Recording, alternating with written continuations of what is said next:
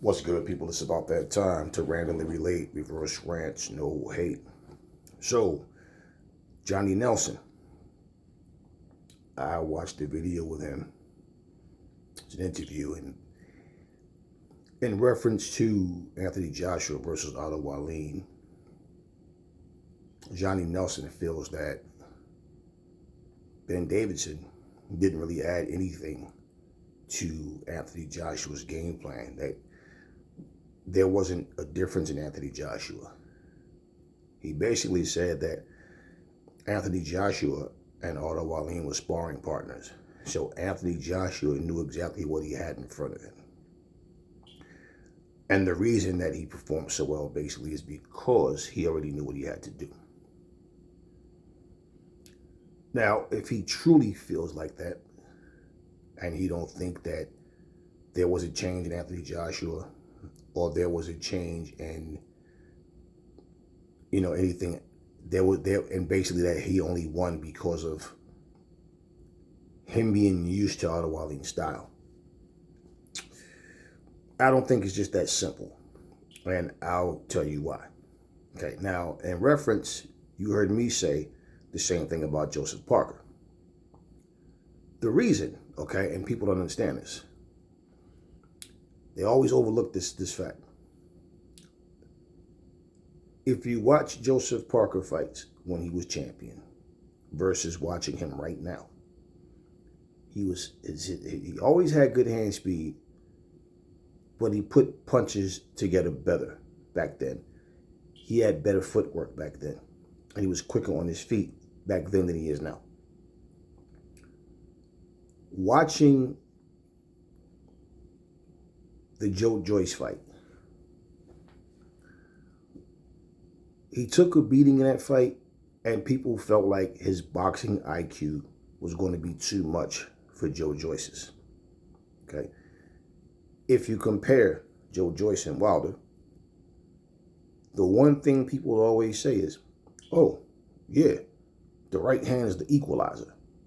He hit harder than Joe Joyce, and Joe Joyce was able to get to him, and Wilder's faster than Joyce. The whole time, people overlook, stylistically, you got a long, skinny guy that doesn't have powerful legs, okay? He's not a brute force type of fighter. He's just a one-handed puncher that lays back and wait. Wilder doesn't seek and destroy.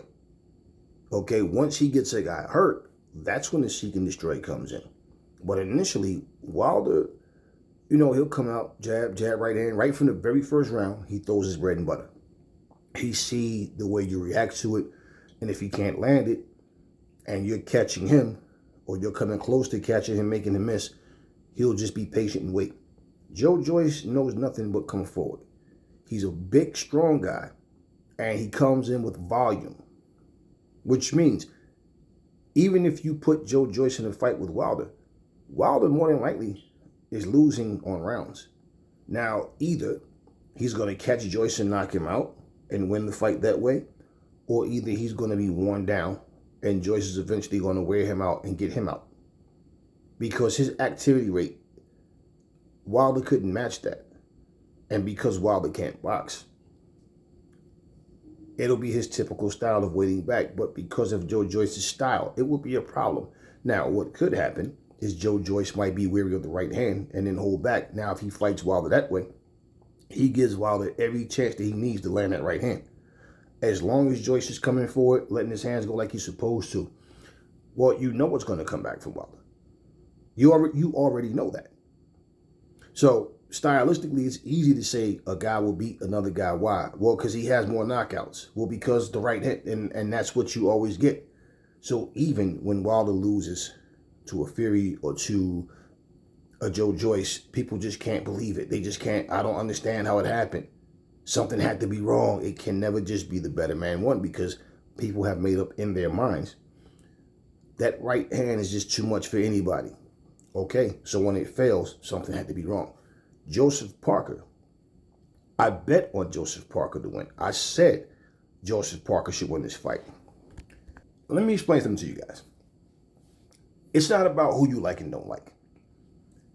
Okay, if you watch them fight, you can see clearly who the better fighter is. Wilder is just that bad. That I feel like watching him fight and watching Parker is that the only way he's going to beat Parker is if he outboxes him. He's not the same type of fighter as Joe Joyce. People have made up in their mind that he's more effective than Joe Joyce. At the same time, if you watch Parker, the things that you see him not doing as well as he used to. When he fought Wilder, did you see blinding hand speed? Did you see 3, 4, 5 punch combinations, like mixing it up with like real purpose? Or did you just see throw the right hand and let your hands go? It's a difference. I saw duck down, right, get off that center line, duck down, overhand right, go over top of his jab, okay? Throw your jab, come over top of your jab, and just let your hands go. It's not the same purposeful type of combinations he used to throw. But because of Wilder's flaws, I'm saying the only way he gets him out of there is if he beats Parker, is if he gets him out of there. And if you watch, like Parker went down against Dillian White. Dillian White can crack too. Okay, he went down and got stopped against Joe Joyce. Joe Joyce has his weight behind his shots, and it's the accumulation. He's not this devastating, hit you one time, you're out. He doesn't need to be. So, people just talking without really thinking. Now, everybody's entitled to their opinions. If Wilder had landed a shot and got Parker out of there, I know that's the only way he's winning that fight. He's not going to outbox Parker. But I picked Parker to win because we're talking about a one-trick pony that can only win one way versus a guy that does have skill. So even though Parker doesn't fight, he's not quite what he used to be either. He's still that much better than Wilder. So it wasn't a damn cryo machine and none of that nonsense. It had nothing to do with that. It's bottom line. The cryo machine doesn't deplete your skills, right? Your skill level is your skill level. So at the end of the day, when you watch a guy that's limited like that, it's like there's no way Parker should lose them. And again, what people fail to realize, this is a step up in competition for Wilder, not Parker. Parker's stepping up in terms of, well, Deontay's dangerous because of the right hand. He has the reputation. But basically, he's still not a skillful fighter. You understand what I'm saying? You take away his best weapon, what does he have? Absolutely nothing. So now it's a matter of not getting careless and just getting caught with unnecessary shots. Simple. Wilder doesn't throw combinations. He throws one punch at a time. And Wilder, when he does punch, he does the same thing. He just lets his hands go. It's no real purposeful, to the head, one of the body, come back up, bam. Like he doesn't do that. So I'm saying, I really don't see Parker losing this fight unless he gets careless. And as a fighter, let me give him the benefit of a doubt that he won't. Do you understand what I'm saying? So, but I'm watching, he's not the same. Hell, Bernard Hopkins wasn't the same fighter for years, but he was still good enough to win championships against certain guys. You understand what I mean? And you saw that Hopkins couldn't handle a good jab and speed and movement. He couldn't handle the combination of it. And I'm not talking about just somebody being a slouch that just had fast hands and a jab. I mean, no. If you could jab and you could box, bottom line, that's who he had a problem with. He couldn't handle speed and movement. And as he got older, you see the difference where certain styles, that flat-footed guys that basically didn't have too much hand speed and pretty much, not that they were slouches, but they didn't have the best ring IQ. He could handle guys like that. But, he couldn't handle Chad Dawson. He started too late against Jermaine Taylor in both fights. Whereas you've seen other guys knock Jermaine Taylor out. You understand? But style-wise, he was able to beat certain people. Look at Kelly Pavlik, right? It's like certain guys, you fight. Like Kelly Pavlik was a guy. You seen him in fights looking like he's about to lose, then come back and win.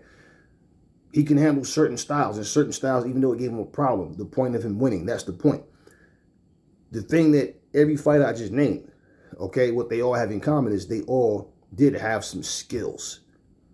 You understand what I mean? So when you step up in competition, you at least can make the fights competitive, not lose every single round, then land the right hand. You understand what I mean? So I felt, like I said, his luck is going to run out when he starts stepping up.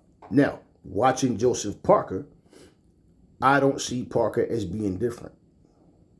I'm watching him, his move, everything, and I'm saying Wilder's not enough to bring out of him. So watching Parker beat Wilder, people are thinking that Parker is a better, more improved fighter, and he's going to, now he can get motivated. And if we see an improvement, say on his next outing or something, then it's like, okay, yeah, you see him improving. I didn't really see any difference. I feel like it's the same Parker that fought against Joe Joyce. Parker has heart, and Parker comes to fight, and he's going to try to win. Because as bad as he was getting beat up by Joyce, he never stopped trying. And there's times where it looked like he might be getting ready to shut down, and then he just come out of nowhere, and he was trying to win. It's a difference, though. It's a difference in the styles. Now, watching Anthony Joshua, I hear what Johnny Nelson is saying, but I'm going to see it. This is where I disagree. Okay, you got to look at things on both sides. It's always, you say something about one fighter, but it doesn't go for the opponent. The same way, they're sparring partners. I don't know how many times they sparred. So when you say sparring, people might think like, oh, they sparred dozens of times. I don't know. It could have been once, could have been twice. I don't know. It could have been many times. I'm not sure. Okay? But the same way that Johnny Nelson says Anthony Joshua knew what he had in front of him, well, the same thing goes for AJ Wallin. He knew what he had in front of him. So you can't say, oh, just because they were sparring partners, that gave Anthony Joshua some type of edge. No. And I'm pretty sure between the two of them, AJ Wallin has been studying AJ, not really the other way around. You understand? So that doesn't count for, it's a definite, he had an advantage. No, that's what you're basically saying when you say that. Because you didn't say it that it goes for AJ Wallin, it just goes for one person. They both know each other for that matter. I mean, Deontay Wilder and Robert Helenius were sparring partners. Do you hear anybody saying, oh, the only reason Wilder won is because they were sparring partners? No. That means they both know each other for that matter. Okay? What's the difference? Robert Helenius came in carelessly, trying to wing wild shots because he was trying to get Wilder out of there. Okay, probably figured, I'm going to go for broke. The sooner I get him out of here, the better. Now, ask yourself this question. Has Deontay Wilder been known for destroying and knocking out Robert Helenius in sparring? I don't know. That's something we don't know. Have you ever heard of it? Have you ever heard of Anthony Joshua putting a beating on AJ Wallin in sparring? I don't know.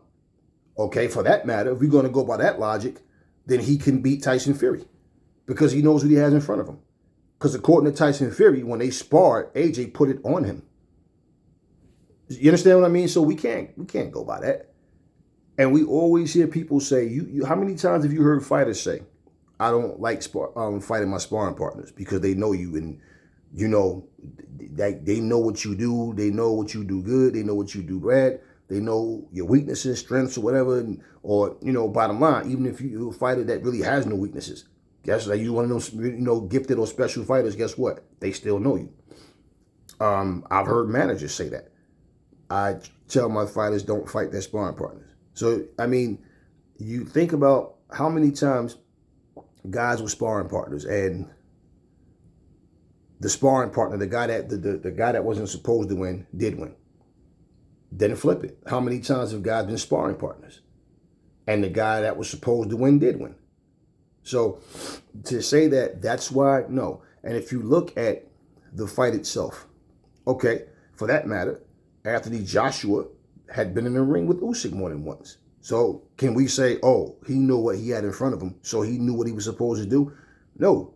His swag was completely different. His confidence was different. Like I said, when you watch AJ fight against Usyk, you could see, you've never seen AJ fight anybody. And he had that same facial expression like against Usyk. You could see he was confused. He didn't know what he was supposed to be doing. He was trying so hard to be perfect and trying to win the rounds. He wasn't sure if he was winning the rounds, or he knew he was losing the round, and you can see it just wasn't. Even his body language when he walked back to the corner, you saw a completely different situation against AJ Wallin. So to say that all the work that they put in, and the fact, oh, he went from trainer to trainer, I don't like the fact that, you know, when you go from trainer to trainer, okay, you don't have to like it, but for one, to discredit the camp that he had with Ben Davidson, to discredit the camp that he had with Robert Garcia, to discredit the camp that he had with Derrick James. What Nelson is overlooking, this is all experience, man. You don't gain experience just from winning. You gain from losing as well. And you can go from different trainers. The problem, and this is the problem, okay, with AJ was AJ has shown to be the type of fighter that he has to be instructed round for round what to do, exactly how to do it. Not so much in the beginning of his career. You go back to the beginning of his career, AJ was a lot more cool and calm. And then in the corner, his McCracken's telling him what to do, and okay, keep doing what you're doing. I like what you're doing. And he had it. And then he lost it. It happens, man. How many times have we seen watch basketball and you got the star player on the team, all of a sudden this dude can do no wrong, then he just hits rock bottom, like what the hell is going on with this guy? Then all of a sudden, bam, he's back. Sometimes they have to go to another team. Then all of a sudden they better now than they were when he was with the last team. So I get it. But see, here's the thing. Remember the video that I did when I said people have this mentality of it's either this or it's that, and it's always just no middle ground. Okay, so if you don't see the confidence and what AJ was doing, you don't, I mean, even when he was throwing his shots, he was throwing them with so much more purpose. Even the counter shots, everything, he was doing better. You can't blame that on, because they were sparring partners. So I don't agree with Johnny Nelson on that. Now, listen, he has the right to his opinion. And I can see logic in that for certain fighters. Now, it would be one thing if he did that against AJ Wallin, then went in there with a lesser fighter, or just he go in there with other fighters and look lost again and he can't. That would be one thing. How can you watch him perform the way he did just to turn around and say it wasn't nothing, anything that Ben Davidson added? It was just basically he knew what he had to do against Wallin. I don't think that's the case at all. You can see that. Just like you can look at a person's face, you know if they're angry, you know if they're upset, if they're, now you have people that they may be crazy, they might be smiling, they might be thinking about killing a person, right? Right? So certain things you don't know in that sense, but you go by the eye test and you watch everything AJ was doing. This was a completely different AJ. This was a focused AJ. So we're going to overlook his demeanor even before the fight happened. How he was handling the reporters, how he refused to get into conversations about anybody else, and even like right now, he's training for Ngannou. You haven't seen one fucking video of Anthony Joshua. He's focused on what he has to do. That's where his mind is on he's standing on business. So I hear what Johnny Nelson is saying, but I strongly disagree with what he's saying. And even if he came out and look bad against another opponent, you guys are always talking about styles make fights. We know all that, right? But you always say that. But when a guy looks good, it wasn't because of this and that. Look, let's look at the Parker Wilder fight. Parker won the fight. He won every single round. He didn't beat Wilder the way Joe Joyce beat him. But he definitely beat him up. He definitely won. He definitely outpointed him. He definitely went in there and showed that Wilder is just that flawed. But you didn't see Joseph Parker really switch anything up. Why? If it's not broke, don't fix it. He beat Wilder with some basic shit because he didn't have to do anything different, because Wilder is not good enough. He's not smart enough of a fighter to make a guy have to do anything different. Do you understand? Because he's only going to do the same things over and over. And like I said, once you take the one thing he's good at, it's not like Wilder has different ways to beat you. So I watched Parker and it was like, okay, he got the win. And that's what I was focused on, is that fight. But I'm noticing and I'm paying attention to both guys. I told you guys against, like, You know how many people have went back and said, damn, Aries, you're right. I didn't pay attention to that, but when you said it, I went back and looked. And like I said, against Robert Helenius, while they got the knockout, that's all everybody cared about. So they didn't care about nothing. From the second the fight started up until the knockout, it doesn't matter. The knockout is the highlight, right? But I said, look at Wilder's foot movement. Like, look at his legs. Look how he's moving. Nah, this don't look good for Wilder. Now, is it just a coincidence in the fight with Parker? He comes out trying to dance around. What he was trying to do, what him and Malik Scott worked on, what they were trying to do it was just wrong. The whole game plan was wrong. But the excuses that people are making is everything other than Parker was just a better fighter. So now for Anthony Joshua's situation, we've seen the guy come out and he got back to doing what he was supposed to do. He attacked, he countered, he was confident, he was in the pocket. Do you understand what I'm saying? He was throwing his punches hard. He was throwing hard punches at Otto Wallin. And again, Wallin, the same way he's in there sparring Anthony Joshua, they both are studying each other. And the fact of the matter is, most people were saying he was going to outbox AJ. He's a southpaw. Remember, AJ has a problem with southpaws. Who are you talking about? Usyk. There's nobody else you can say, and he just gave AJ a problem. Having a tough fight doesn't mean you're lacking, okay? You're just in there with another solid guy that gave you a tough fight. So when they talk about southpaws, they always talk about Usyk. Having a good fight with another guy, southpaw or orthodox, it doesn't matter. If it's a good fight, it's a good fight. You know? So people have it in their head that for you to be an elite level guy, every fight you win has to be by knockout or shutout. You can't have a good fight with a person. Like, that's bullshit. That's completely stupid, you know? Now, it's funny because if you're in there and you're knocking out nothing but meatballs, you get high praise. If you're in there and you have a proper scrap with someone that's an actual good fighter, he struggled with that guy. So I'm not focused on people's comments because ignorance is ignorance. And people don't know what the hell they be talking about. They just be running their mouth. Oh, man, you don't know what you're talking about. Such and such did this and that. Yeah, I know. And I love your boxing knowledge. You're just a fan hopping from channel to channel arguing with people. Right, we get you. Right, you know everything. You know nothing. Bottom line, watching the fight with Anthony Joshua, if Johnny Nelson doesn't see the improvements and he thinks it was just because he knows he's familiar with Otto Wallin, why wasn't Otto Wallin, who most people, I don't know who Johnny Nelson picked between AJ and Otto Wallin, but most people, all the so-called experts, the people y'all put on pedestals, counted AJ out and thought that he was going to lose a 12-round decision, and that it would be similar to what you're seeing with Usyk, that, Otto Wallin is a slick guy, and what's the first thing they brought up? He gave Fury a run for his money and the way he dominated Dominic Breazeale. But what nobody says even about Dominic Breazeale is that Dominic Breazeale was done. The guy at that point was just a punching bag. No punch resistance at that point. He got hit too easy, and he was slow, flat-footed. His hands were slow. His feet got slow. Who gave him his first loss? See, people don't bring that up. So when AJ fought him, yeah, AJ got the better version of him. But nobody brings that up. Not to mention,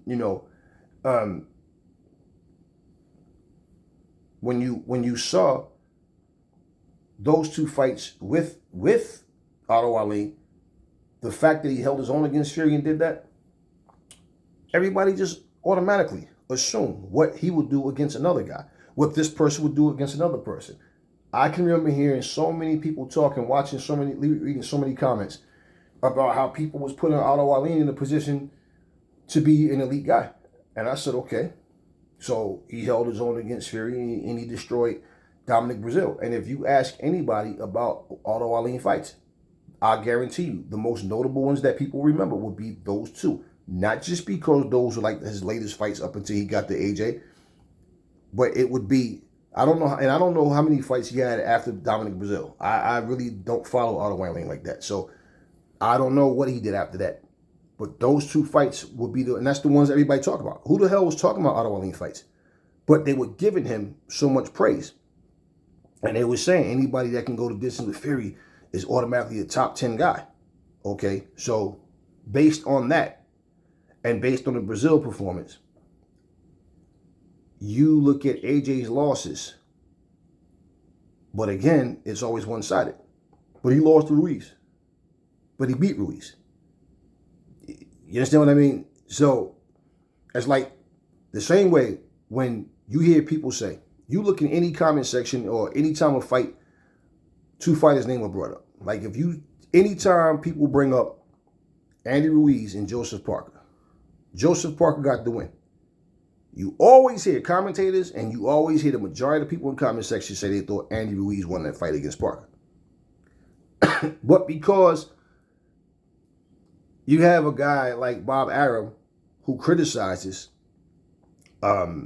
Joseph Parker, the fact that people call him a short, fat guy, okay, Tyson Fury's a tall, fat guy. So what? They both big and fat, right? Oh, but a guy that looked like him, if he could be AJ, then imagine what, Wilder would do. Imagine what Ngannou would do. Imagine what Fury would do, who's also big and fat, but we are going to dismiss his victories, right? We're going to dismiss what he used to do. Now, can he get back to that? That was the question. Can he get back? Can he become better than that? And now he goes in there, he gets the job done, and it's not because he busted his ass and put in hard work. It's not because Ben Davidson, was a part of that and had anything to do with that. It's just because he knew what he had to do because of the opponent being his sparring partner. It doesn't work like that, man. It really doesn't. Because when you lack confidence, that's the problem. When you lack confidence, you will make a fight harder for yourself. Simply because why? Because you're fighting yourself. Instead of doing what you should be doing, you're holding back, being overly cautious. And that look in AJ's face, his whole demeanor was completely different. Now, the same way AJ knocked out Robert Helenius in the 8th round of their fight, you heard him in the corner. When he was trying to get the range, and Derrick James was basically just telling him, just throw the right hand, just let it go. The problem with Derrick James in that fight was,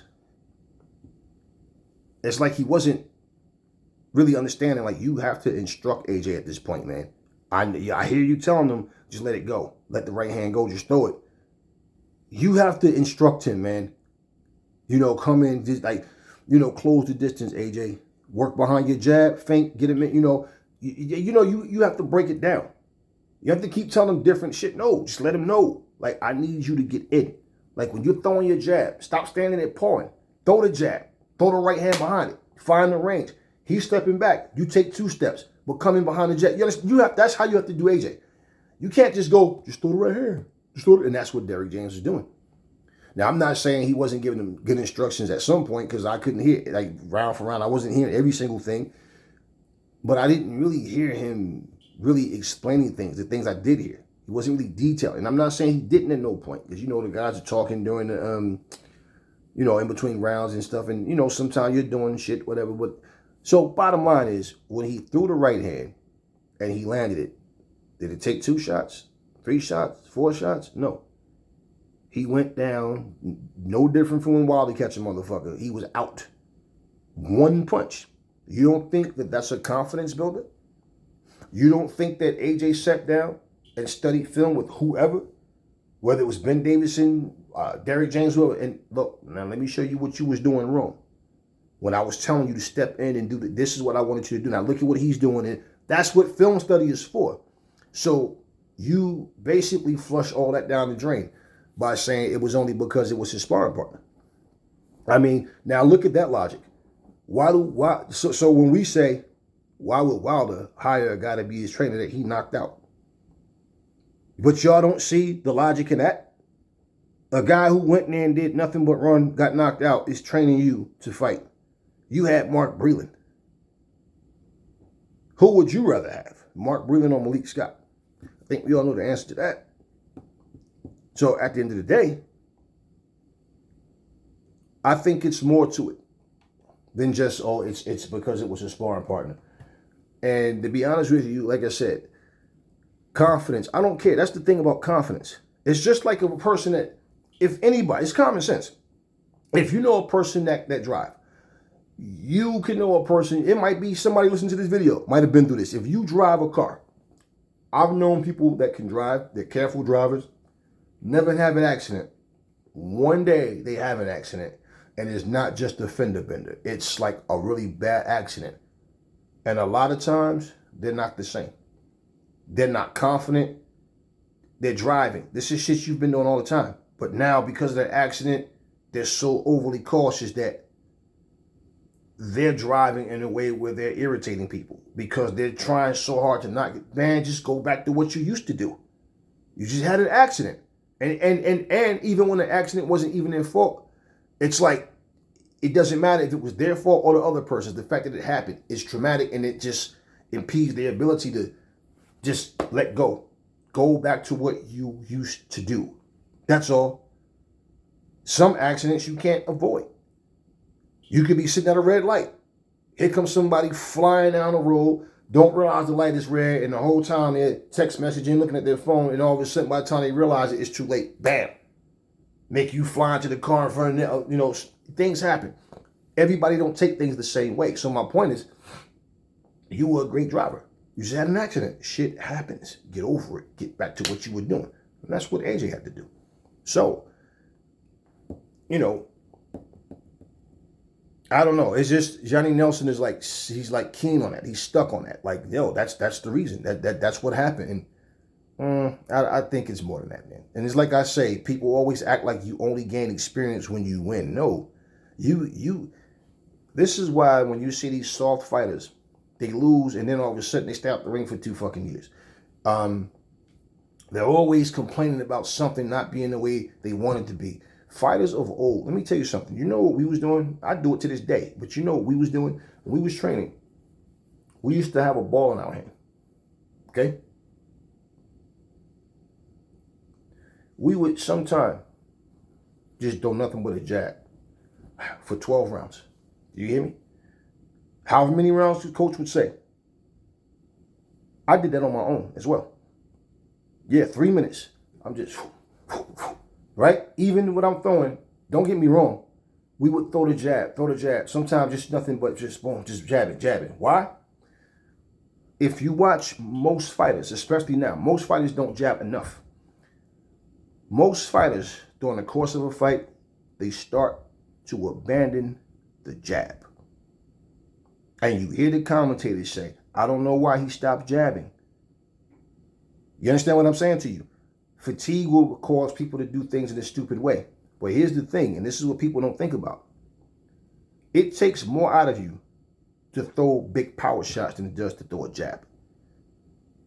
Okay, so with movement, all right, and different angles and jabbing your way in, jabbing your way out, even if you're not landing, guess what's going to happen? When you're doing these things, you're going to offset your opponent. Some fights are just a mismatch, okay? I'm going to hold off on that because I got something coming, all right? But, speaking on that rather, but when you watch these guys, it's one of these situations where you see where a guy has the ability, like Zab Judah was a guy, what did Floyd call him, a front runner. Before I heard Floyd say that, I was always watching Zab, and I'm like, I don't know, man. There's something about Zab where he just stopped doing what works. He just stopped, and then, he lets fighters start to get to him. Now, wasn't Zab Judah on fire up until he fought Costa Tszyu? Yeah.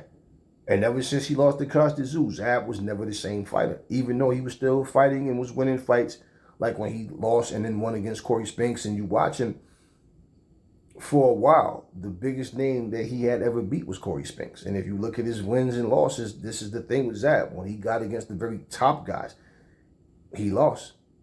So when you look at his biggest wins, against who? Corey Spinks and Matisse. He lost to Floyd. He lost to Cotto.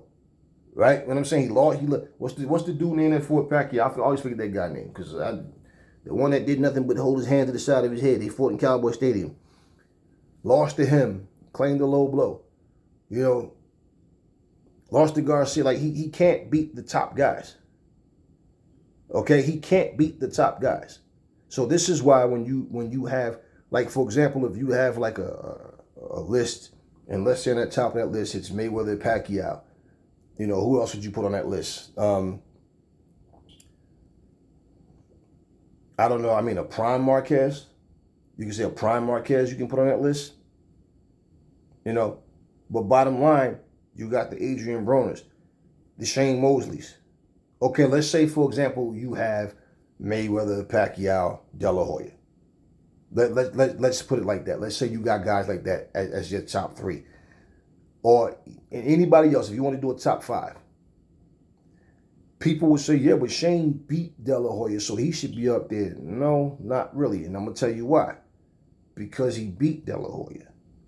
That's the biggest name on his resume. Yes, he beat him. But if you look at every other fucking fight, every other fight with the top guys, he lost.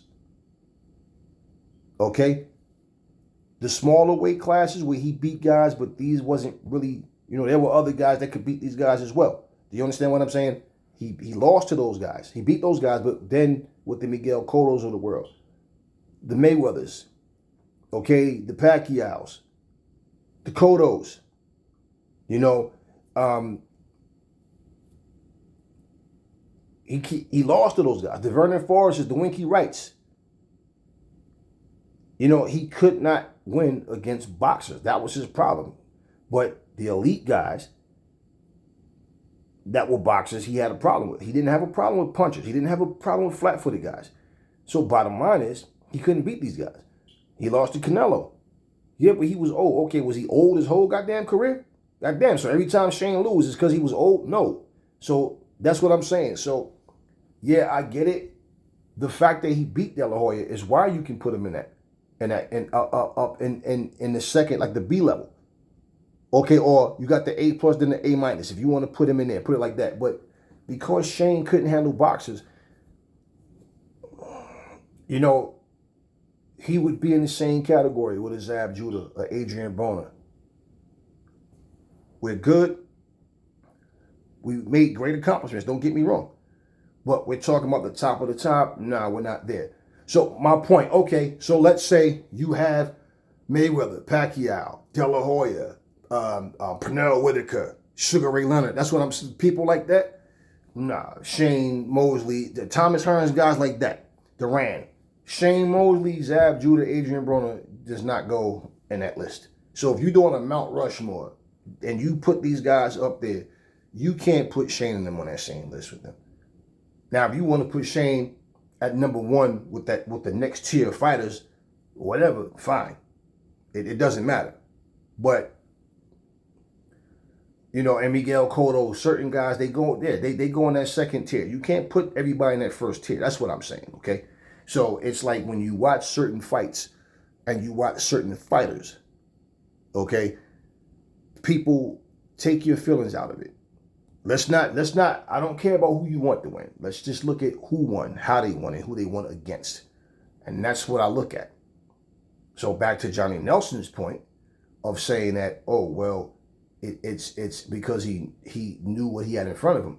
So is Johnny Nelson saying that if he never sparred with Wallin and he wasn't familiar with his style except for doing maybe a film study, that he would have lost or would have been a tougher fight?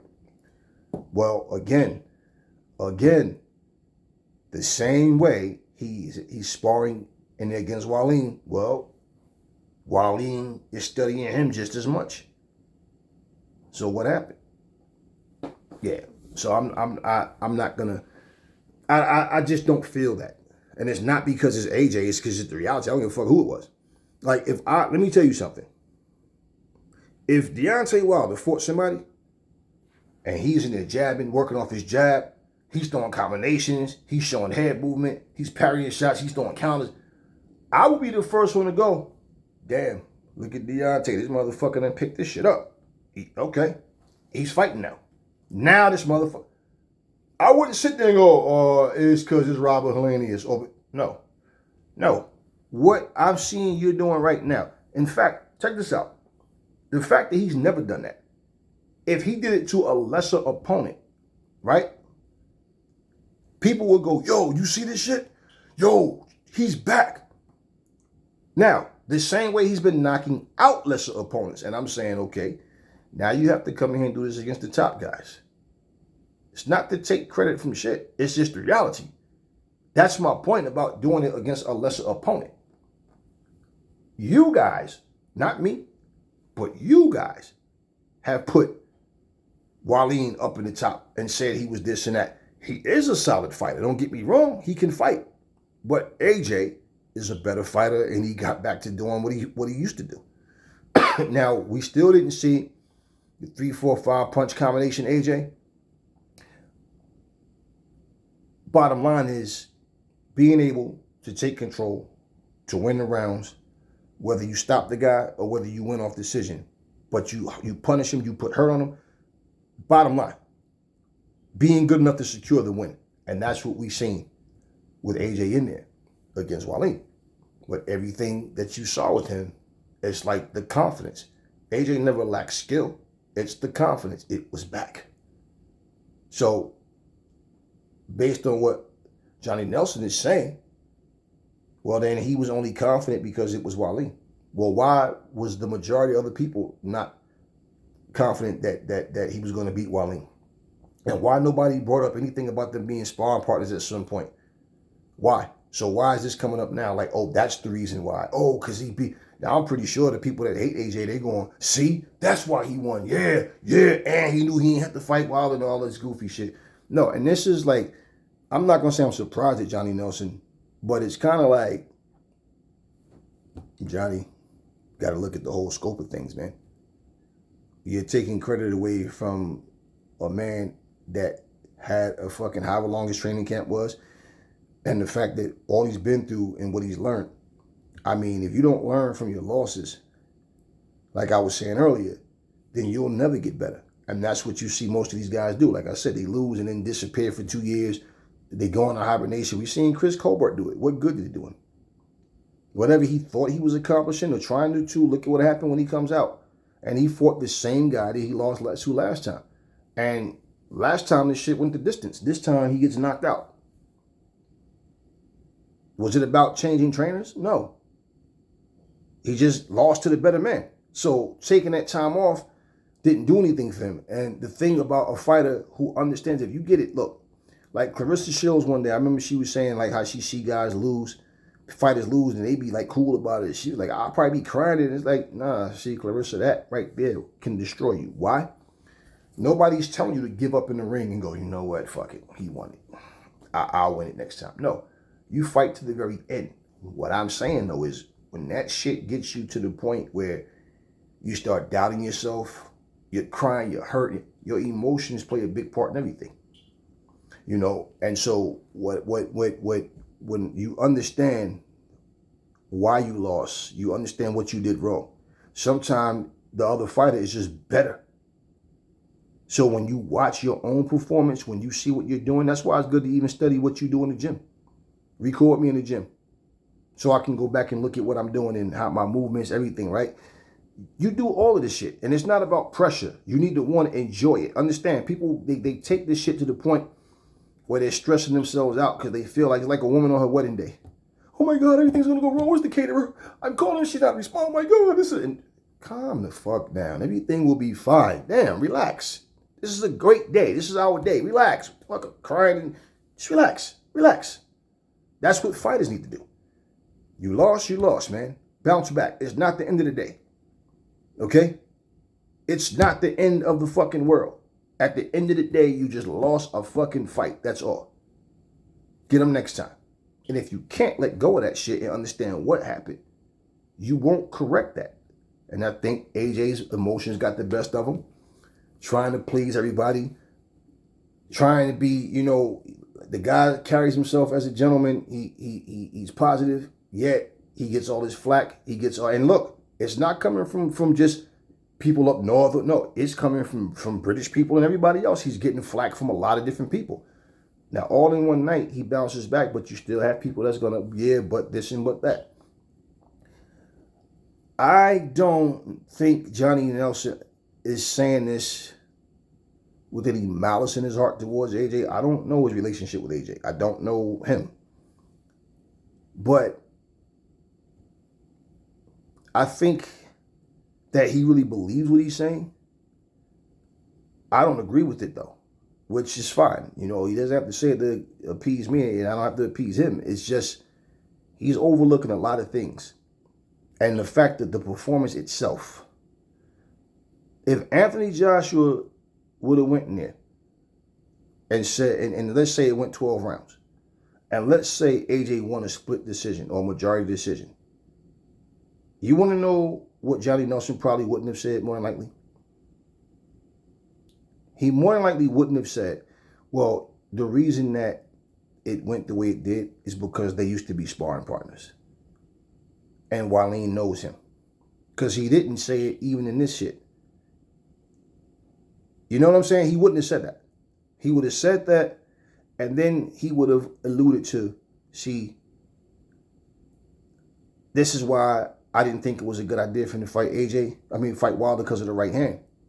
But at the same time, after Wilder's performance, you understand what I'm saying? Are you still worried about the right hand? Yes. Why? Because getting hit by Wilder's right hand is not the same as getting hit by Wallin. Everybody overlooks the fact Wilder lost to a guy that Anthony Joshua beat 5 years ago. And beat him convincingly. Yeah. It's a good fight.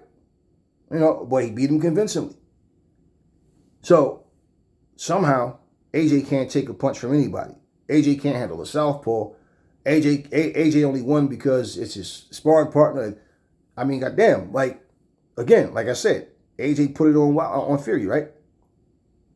And Fury himself said AJ put it on him. So, yeah. So, do you think AJ will beat Fury based on that?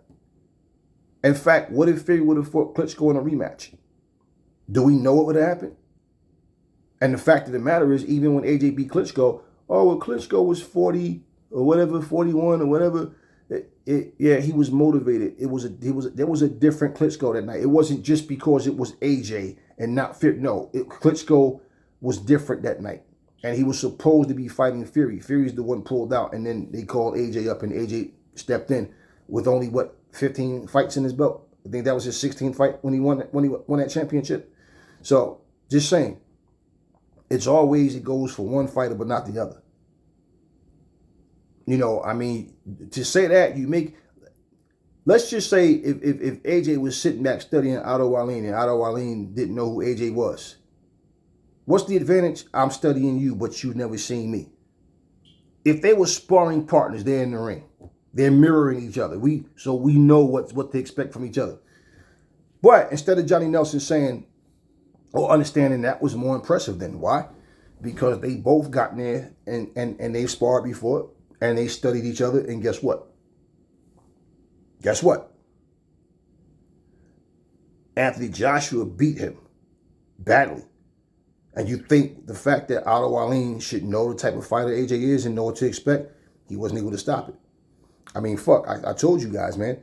Sugar Ray Leonard, he admitted he got knocked out the same week that he was of the fight. I don't know why the fuck he was sparring on that same week, but he said that he was sparring the week of, like that fight was Saturday, just that Monday, Tuesday, whatever, he was sparring.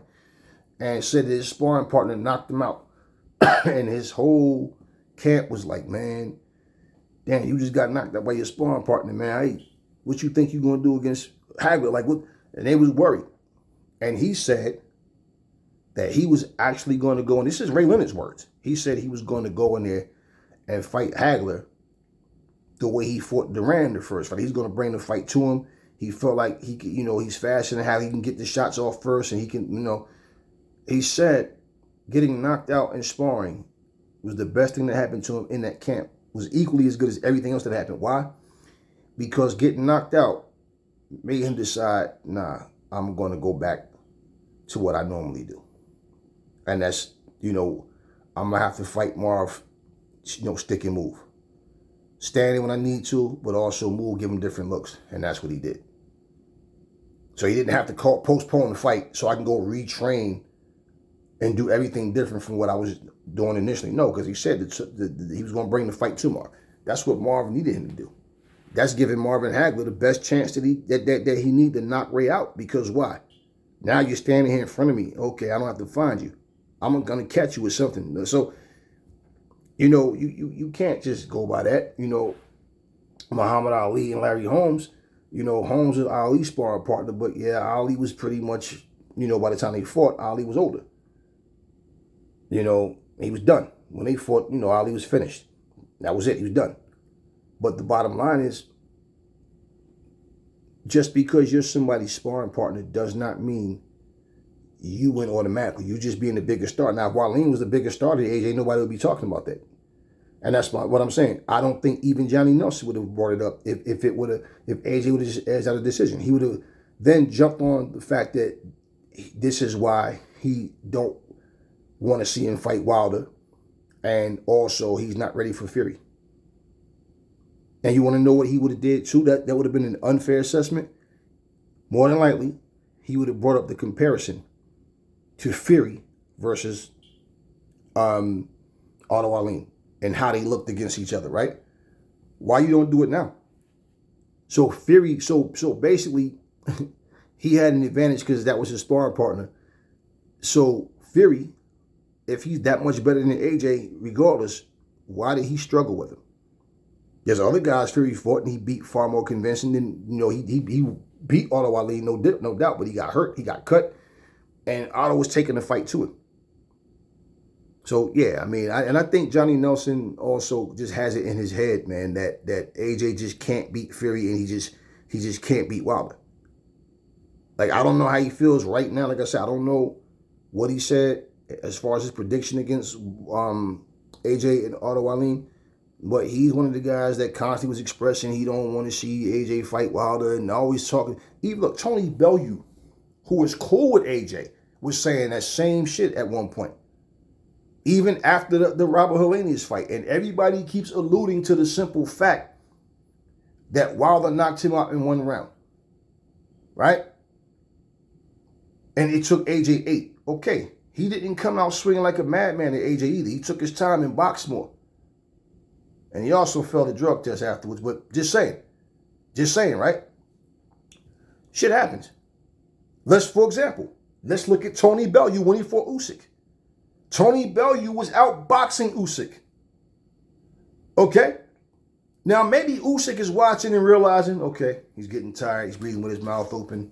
I'm just going to chop him. Just keep coming, chopping him down until I finally get him. Because guess what? What matters is that he won. But Tony Bellew was outboxing Usyk. Show me one person in the heavyweight division that was able to do the same thing. Who have you seen outbox Usyk? Tony Bellew was doing that shit. Okay, so if his strategy was to chop him down and get him out in the later rounds, well, it worked. I don't know. I just know Usyk was losing that fight to Bellew. So my point, what I'm saying is, Tony Bellew should know skills pay the bills, man. Stamina, all that shit, everything, your conditioning, it comes into play. This is why I don't understand why everybody is so high-strung on a person that has one weapon. The mindset, I do get it. I do get it. It's like how you listen to music now, and you listen to what they call rap, and you go, what is this shit? It's not rap. Oh, it's drill music. Oh, okay. I got you. It's not what the fuck we grew up listening to. It's not that. Doesn't have the same substance. Doesn't sound the same at all. You understand what I'm saying? It's different. Why? That shit is not for me. It's for these young boys. It's not for me. It's not for my grown-up ass. It's not for me. It's for them. So I don't worry about that. That's their shit. It's a different mindset. And these people just have this whole, like, you think, like, example, let me make this point. Because this is the point my second point with Tony Bellew. Tony Bellew was beefing with Wilder, remember? And there was a time they had an argument, and Wilder talked about, It ain't just because I knock a motherfucker out. It's the way I knock a motherfucker out. Remember his brother with his big mouth jumps in and he's always like the fucking cheerleading mascot trying to stir up shit. Tony Bellew was pretty much by himself. Wilder got his little squad over there. Like there's some little gang and shit. Now, if you remember, what's one of the fucking things that Tony Bellew said to Deontay Wilder? It's not just about power. It's about the speed. It's about the skills, everything. He talked about, he compared him to David Haye. We heard in sparring that David Haye fucked Wilder up. Don't know if it's true or not, but we heard the rumors had that he even dropped Wilder. Okay? And I do remember them showing like a quick, like little video where David Haye hit him and like had him on like Bambi legs for a second. Probably can't find that video anymore either. But bottom line is, Tony Bellew told Wilder, David Haye hits way harder than you with both hands. You're not that good. Okay? Now, what I'm saying, the simple fact that he was able to tell Wilder that shit, right? The fact that he stood there and made it known, it's about the skills. He told David Haye the same thing. David Haye thought he was going to hit him. He told him, I hit you one time, I'm going to knock you out. Because David Haye was irritated with Bellew because Bellew wasn't showing any fear of him. Right? But he went into that fight with David Haye. And then David Haye realized he can't get to him. And even when he did get to him, it didn't hurt him. He didn't go anywhere. Okay? And then we know what happened with the rest of the fight with the Achilles tendon. And we know the second fight, he just got beat and the ref stopped it on the, we know what happened. But what did Tony Bellew have? That's a necessity for every fighter. He had confidence. AJ had confidence and then lost the confidence. Now it seems like he got the confidence back. He definitely had it. He definitely had his confidence back. If he understands it's a fight, I might get cut, I might get hurt, I might even get knocked down. But it's my job to get up and then finish this motherfucker off. Or however win this fight, any means necessary within the rules. I have to be cerebral, I have to understand. That's what I signed up for. He understands that, then he'll be just fine. Bottom line. Now imagine if Anthony Joshua was thinking like everybody else. Oh man, I can't get hit with a right hand. Oh man, I this, I that, What the fuck did Fury tell Joseph Parker? Just watch the right hand. That's all Wilder has. So again, as skilled as Joseph Parker is, he's not the same fighter he was. Just some things different. It's not like he's horrible. Nothing like that, no. But I see a difference in him. But that's it. That's it. Even after the fight, listen to everything. Look, the Boxing Bros. I was on their channel one day. Yeah, I think it was like maybe the first time I ever saw their channel. I didn't even know who these guys were. And, they were saying, and then, let me know in the comment sections how you feel about this, that, whatever. Now, in the comment section, so this is what they were thinking, okay? They were saying that AJ has better skills than Wilder, basically. But Wilder got the right hand. He got the great equalizer, just repeating everything that people say. So their concern was that they're saying they see it as a 50-50 fight. Because even though AJ's better, he's going to get hit at some point. And when he does, they think he'll probably go down. Even if he gets up, he's not going to get hit again. And at that point, he's not going to throw punches. He's probably going to get to a point where, Deontay Wilder winds up knocking him out, or AJ lose because he's scared to really engage, Now this is what they were saying initially. Every fucking body alluded back to the fact that AJ lost to Andy Ruiz. But they failed to mention he won in the rematch. And they failed to realize every fight does not have to end in a knockout. Right? So I told them, look, I hear you, but when you train to fight, a real fighter works on everything. And the fact of the matter is, AJ has far better skills than Wilder. AJ can outbox him or knock him out. Wilder only wins this fight one way, if he knocks AJ out. I doubt very seriously he's going to outbox Anthony Joshua. By no stretch of the mind do I think AJ is going to be scared to hit back, and especially back then. So I'm saying Wilder has one way to win. Do you really see him outboxing? Do you really think that that's how it's going to go? That he's going to outbox a guy and he can't box? All Anthony Joshua has to do is just not get careless and, go in there and basically fighting like he doesn't know what he's doing. This is bottom line. What everybody was programmed to believe. They responded with I know it's like 4 of them, right? So I don't know exactly who I was talking to, but I know that they was, every time they just kept talking about the great equalizer, the great equalizer. So at this point, even for those who like Anthony Joshua more, the concern was that, but the right hand. And my point to them was, the school I'm from, one-trick ponies, they get beat. They get beat. That's why I said, if you put like Ernie Shavers in this generation, he would kill these guys. And you know what we learned about Ernie Shavers? He can dish it out, but he can't take it. See what happens. You put Ken Norton, people be but those guys were a lot smaller. Stop that goofy shit, man. Stop it. Weight is not everything. Understanding what you're supposed to be doing. For that matter, Mike Tyson was only 216 at his prime. What does that mean? What does that mean? So having extra weight don't necessarily mean you win. You know how many fucking people fucking Tyson fought that was way taller, way heavier?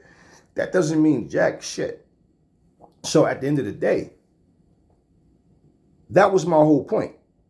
The conversation, I'm like, I get what you're saying, but there's for me, I just don't see him outboxing anyone that really can box, because this guy is extremely limited. I know they responded with true, I see what you're saying. And, that was that. But it was always this fear until they started to see Wilder really can't box. And then you started to see them change their tune about his chances of him beating anybody. Yeah, they brought up the fact that he wasn't that good of a boxer, but the right hand. And this is what I'm saying. I told him that right hand is going to fail him when he started fighting the top guys. What happened? Right? I'm watching what you bring to the table. So that's all I'm saying, y'all. It's people love to compare this guy beat this guy, so he'll definitely beat that guy. But they fail to analyze what's different about this guy. It would be like, imagine somebody that fight just like Mike Tyson. Slip, move, do everything like Mike Tyson, but he has no power. You think he's going to be as effective as Mike? Got the speed, got all that, but he just has no power. Can't punch for shit. That's going to be his downfall. Why? Because even though you can get punches there, you don't punch hard, which means guys are not going to be worried about getting hit now. And eventually you're going to put yourself in harm's way. And because you can't punch, it's going to come back to haunt you. Let's look at Tank Davis. How tall was Tank? 5'5"? Some shit like that? Okay. If Tank goes to 140, 147, Tank's going to constantly have a size and reach disadvantage. Constantly. As good as Tank is, one of his biggest downfalls is going to be, if he sticks around and fight too long, is when he loses foot speed, his footwork. Trust me. Do you realize how quick he moves around that ring? Tank make you follow him. And it's hard to cut the ring off on Tank because he moves so quick on his feet. He walks, and when he's ready to punch, and he can punch. And he's quick. But the foot speed, when he can't get out and move and use the ring like he normally does, unless he can come up with something different to tighten up defensively where he's countering and he's causing you to run into shit, Yeah, if he develop and add something else to his game to compensate for losing the foot speed, that'd be different.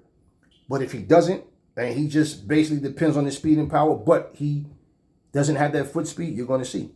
And with his short arms and him being short in height, he's going to have to get on the inside now.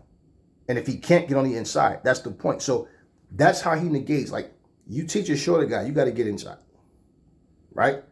And the fact of the matter is, when you're strong and you can punch and you like to try to walk guys down, Tank is smart. He knows, okay, he's still strong right now. Let me get on my back foot. And Tank will counter, but he moves, keeps the high guard up. And if you notice, even though he keeps the high guard up, he kind of crouches to where you're punching, when you're kind of punching down, he counters. And he hits hard. But it's going to be that much harder for him without that foot speed.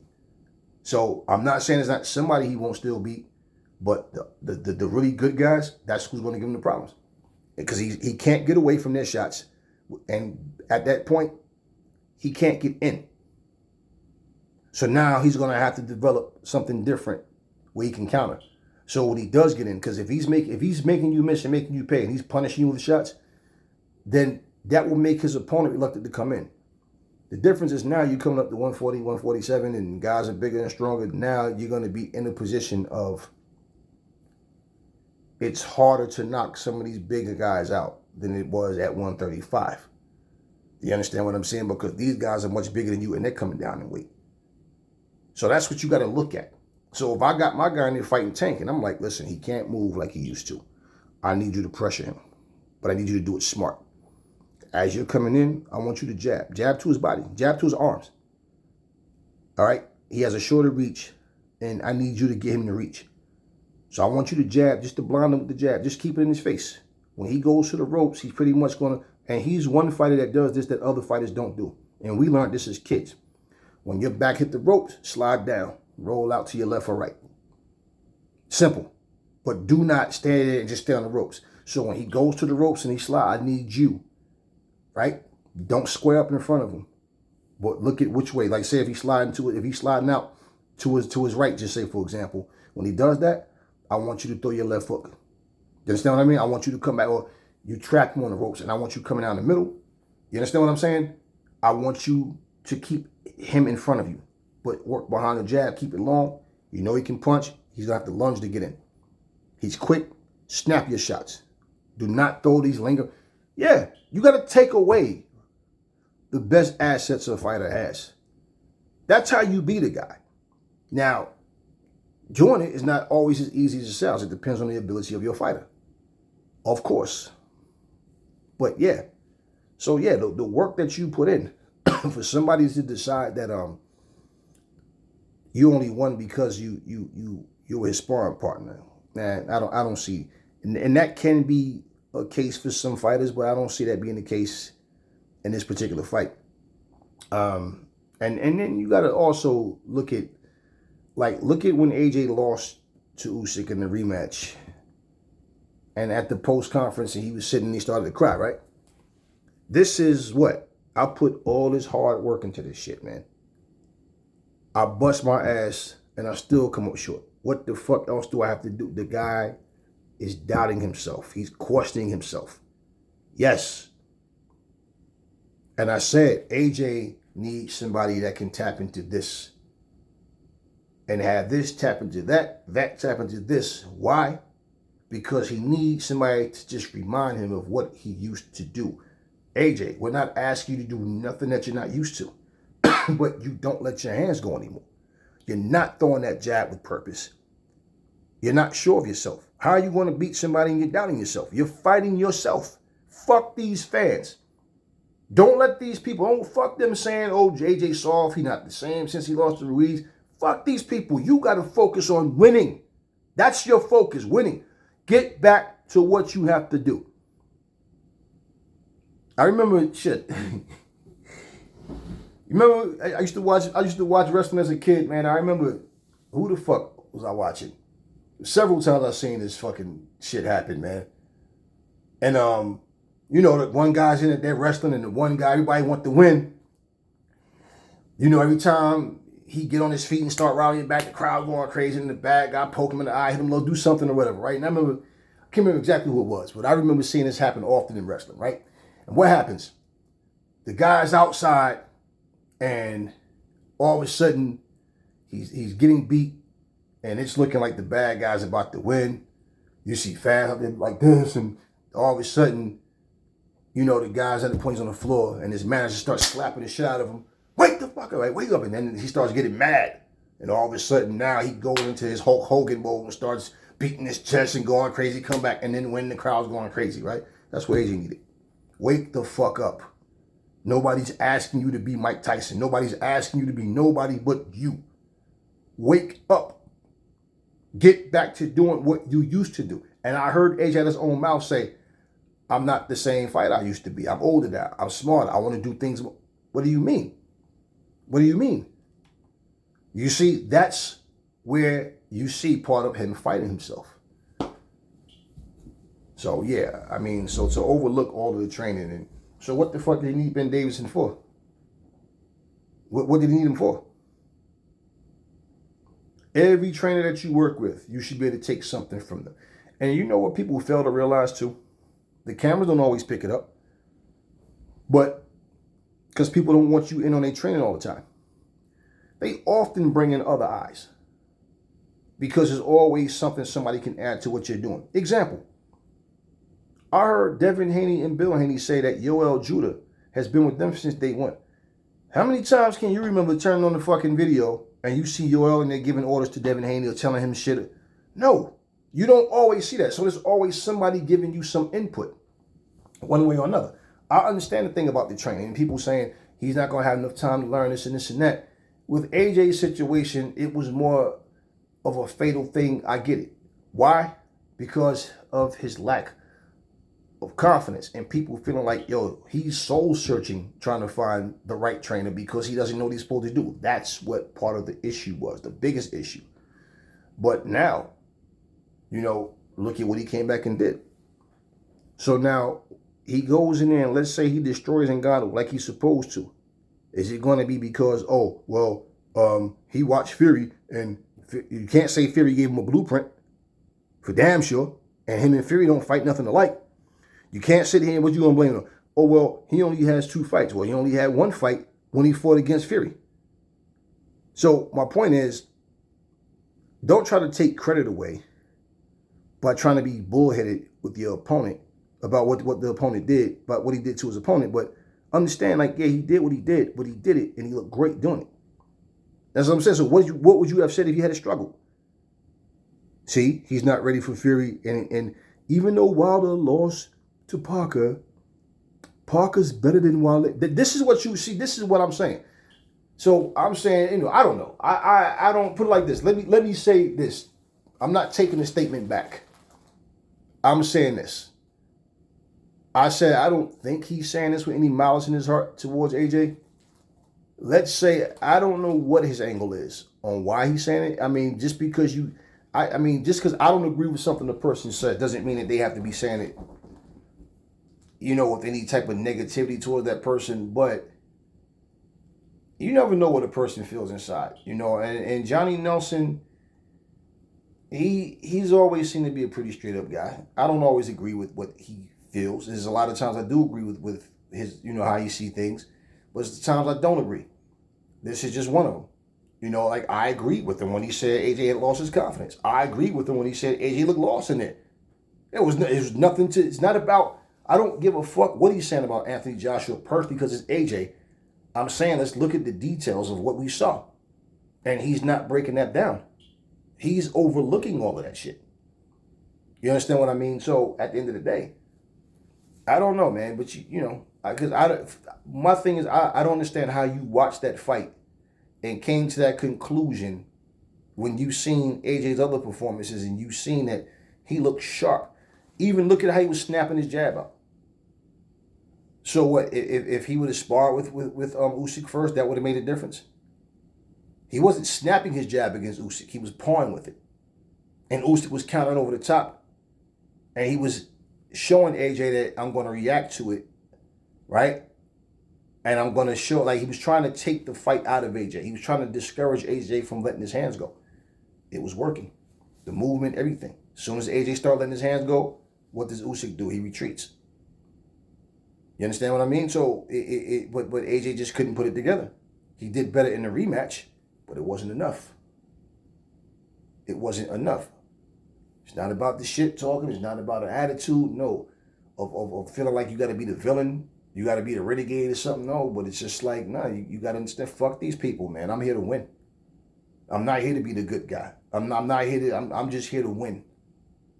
But I have to be confident. I don't care what it is. Anything you do, if you're not confident, you can honestly fail something because you simply just you didn't believe in yourself.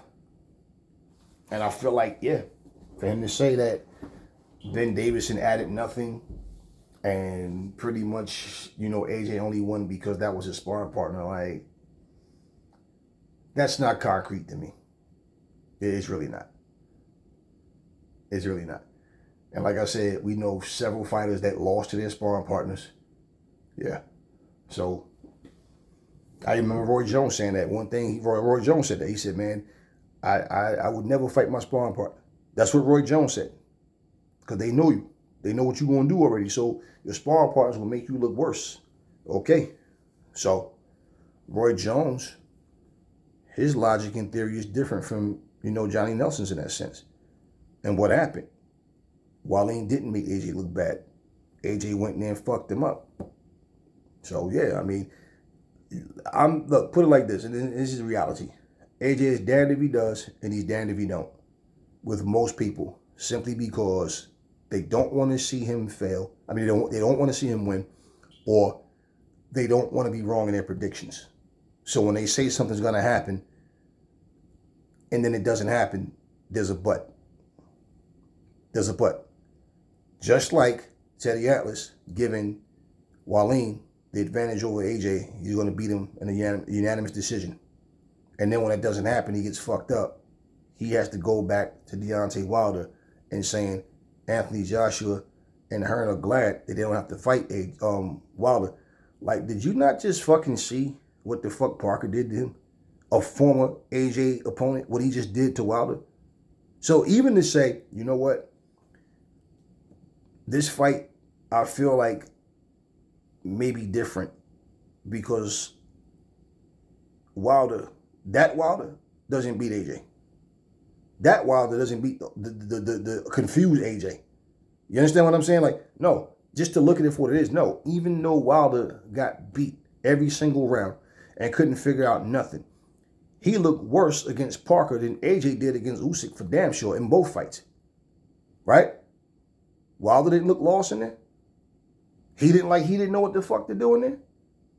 Nah, it's old age. Oh, it's inactivity. It's everything other than Parker was the better fighter, man. He couldn't figure it out. He couldn't figure Parker out. Nobody had a problem saying that AJ couldn't figure out Usyk, right? So this is what I'm saying. People put these narratives out there, and then everybody becomes a robot. I must repeat what everyone else says. Wilder will win because of the right hand. So even though Parker did what he did, oh, well, this Parker is better than AJ. Oh, stop it, y'all. Come on, man. Like, seriously? Seriously? So if we're going to go by that logic that we'll look at what Parker did to Wilder, okay, well, then Zhang will fuck up Wilder. Zhang will fuck up AJ. Because AJ beat Parker, right? But he didn't beat him. Joe Joyce. Joe Joyce will beat AJ. Because AJ didn't beat up Parker the way Joe Joyce did. Okay, part of that too is Parker is not the same fighter he used to be. But you know what people fail to realize? Joe Joyce got his ass kicked by AJ in the amateurs, and Zhang got his ass kicked by AJ in the amateurs. See how everybody wanted to bring up the fact that Savannah Marshall was given a decision, was gifted a decision over Shields in the amateurs, and they kept bringing it up. So if you didn't see the fight, you would think Marshall went in there and fucked Shields up. But they kept bringing that shit up like it was some big deal. Do you ever hear them bring up the fact that Anthony Joshua beat both Joe Joyce and Zhang in the amateurs? No. So now that AJ got his confidence back, no, let's hold on to the unconfident AJ and keep bringing that up. I'll watch Vladimir Klitschko go over this shit. He got knocked out by Corey Sanders. He got stopped by Corey Sanders. He got stopped by Layman Brewster. Okay, Emmanuel Stewart comes along, picks him up, dusts him off. I'm going to show you how to box now. And this motherfucker was reigning for years, right?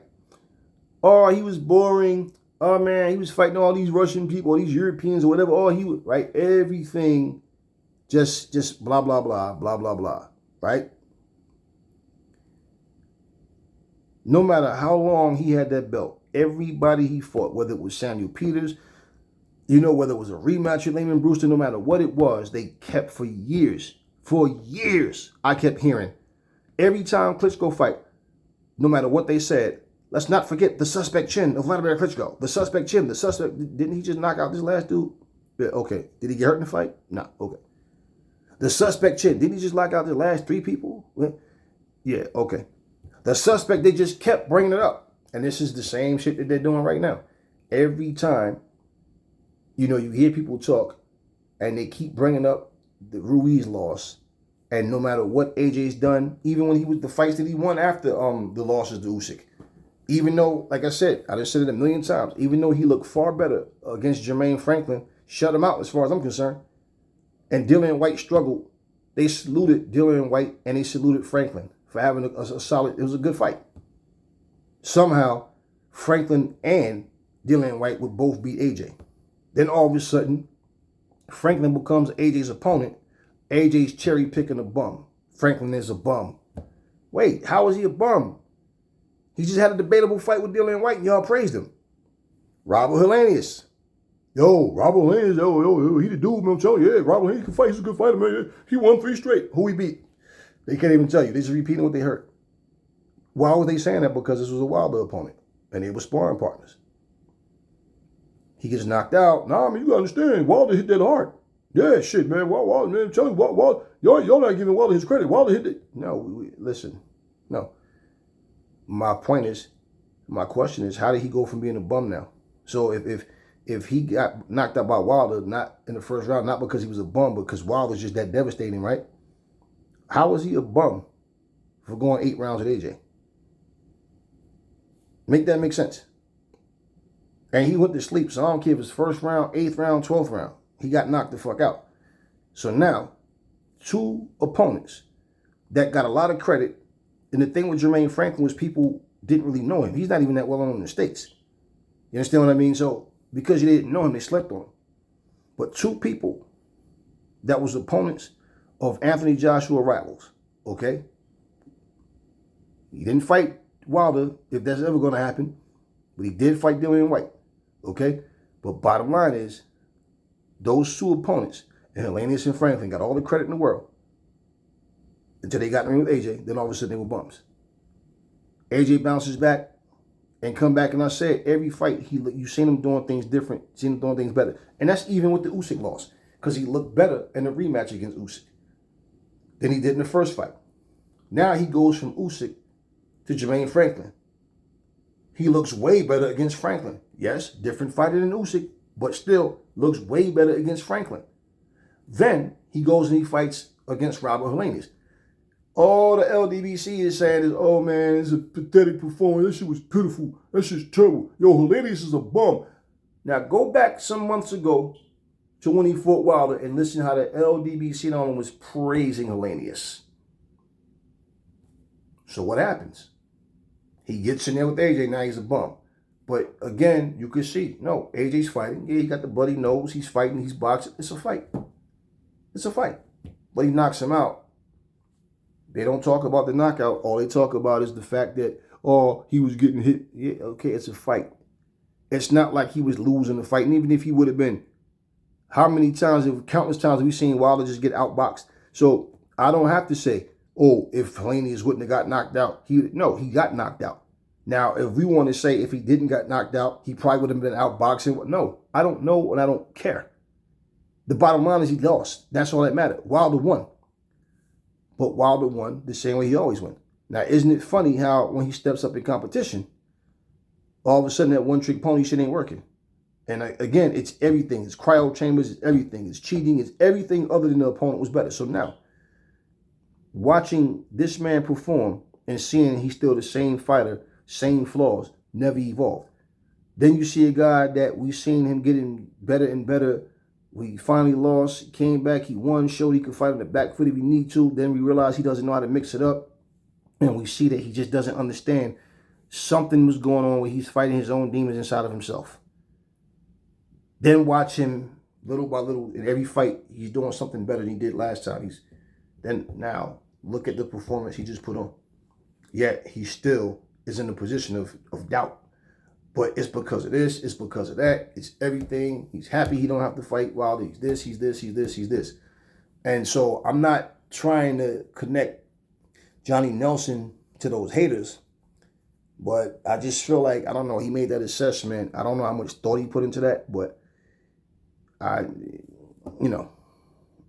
don't think Johnny Nelson's trying to come at him like with hate. I don't see why he would, but you never know what a person is thinking. I just don't think his assessment is accurate, though. I don't think it has nothing to do with because he was Wallin's sparring partner. Even to have the knowledge of what he did sparring, well, what you always hear people say, including Johnny Nelson, well, sparring is sparring. Oh, but now it means something when you get in the ring with that person. Otherwise, it's just sparring. You can't go by that. So in other words, if Robert Helenius was giving Wilder good work in sparring, this is going to be a good fight. Why you say that? Nah, because in sparring, man, Helenius was giving the work. Yeah, but that's just sparring. You can't go by that. How many countless times have we heard that? And I've heard Johnny Nelson say that. So I don't know, but it doesn't really matter. The point is AJ won. And so if you see these guys improving in the ring, you see them going there and they get their just due. And the thing about it, man, is like when you really can fight, and you respect the craft, you respect boxing, and it shows in the ring, you can't do anything but salute that. But when people don't respect the art itself, and they're telling you, I don't need to improve, I don't need to add anything to my arsenal, I'm good with just this right hand. I got a blessing and the curse right here in my right hand. So those things don't apply to me. How the fuck you respect somebody that don't respect the art? How you respect the fighter? Even like I said, Jared Anderson. This is why his name doesn't come up unless he's actually fighting. People don't really talk about Jared Anderson. Because here's a guy talking about he don't need belts to validate him. I don't need to be champ. I'm all about this money. I just want to fight maybe 2-3 more years, then retire. There's other things I do. I don't love boxing. He's always saying that. So if you're not dedicating yourself to your craft, why should people waste their hard-earned money supporting your career? Because basically you're being paid for the entertainment. You're being paid. And when I say entertainment, I mean the fight. I don't care about all the shit talking. That's what you're being paid for. It's like you go to a restaurant, you're paying for good food, right? You tip the waiter, right? Or the waitresses, because what? They're supplying good service. If they're being nasty to you, showing no manners, are you going to tip that person? No, I'm paying you. I don't have to tip you. I have to pay for my food. I don't have to tip you. I'm tipping you for good service. So if these motherfuckers not doing what they're supposed to, why am I tipping you, right? Okay, so these fighters are going in here and they're training, and basically they don't really give a fuck. They're not trying to step up in competition. They're in a position of I just want the money. I don't care about all that other shit and whatever. And, because fans, and this is what fighters fail to realize. And see, I'm nobody's fan, so it doesn't bother me. But I understand the difference.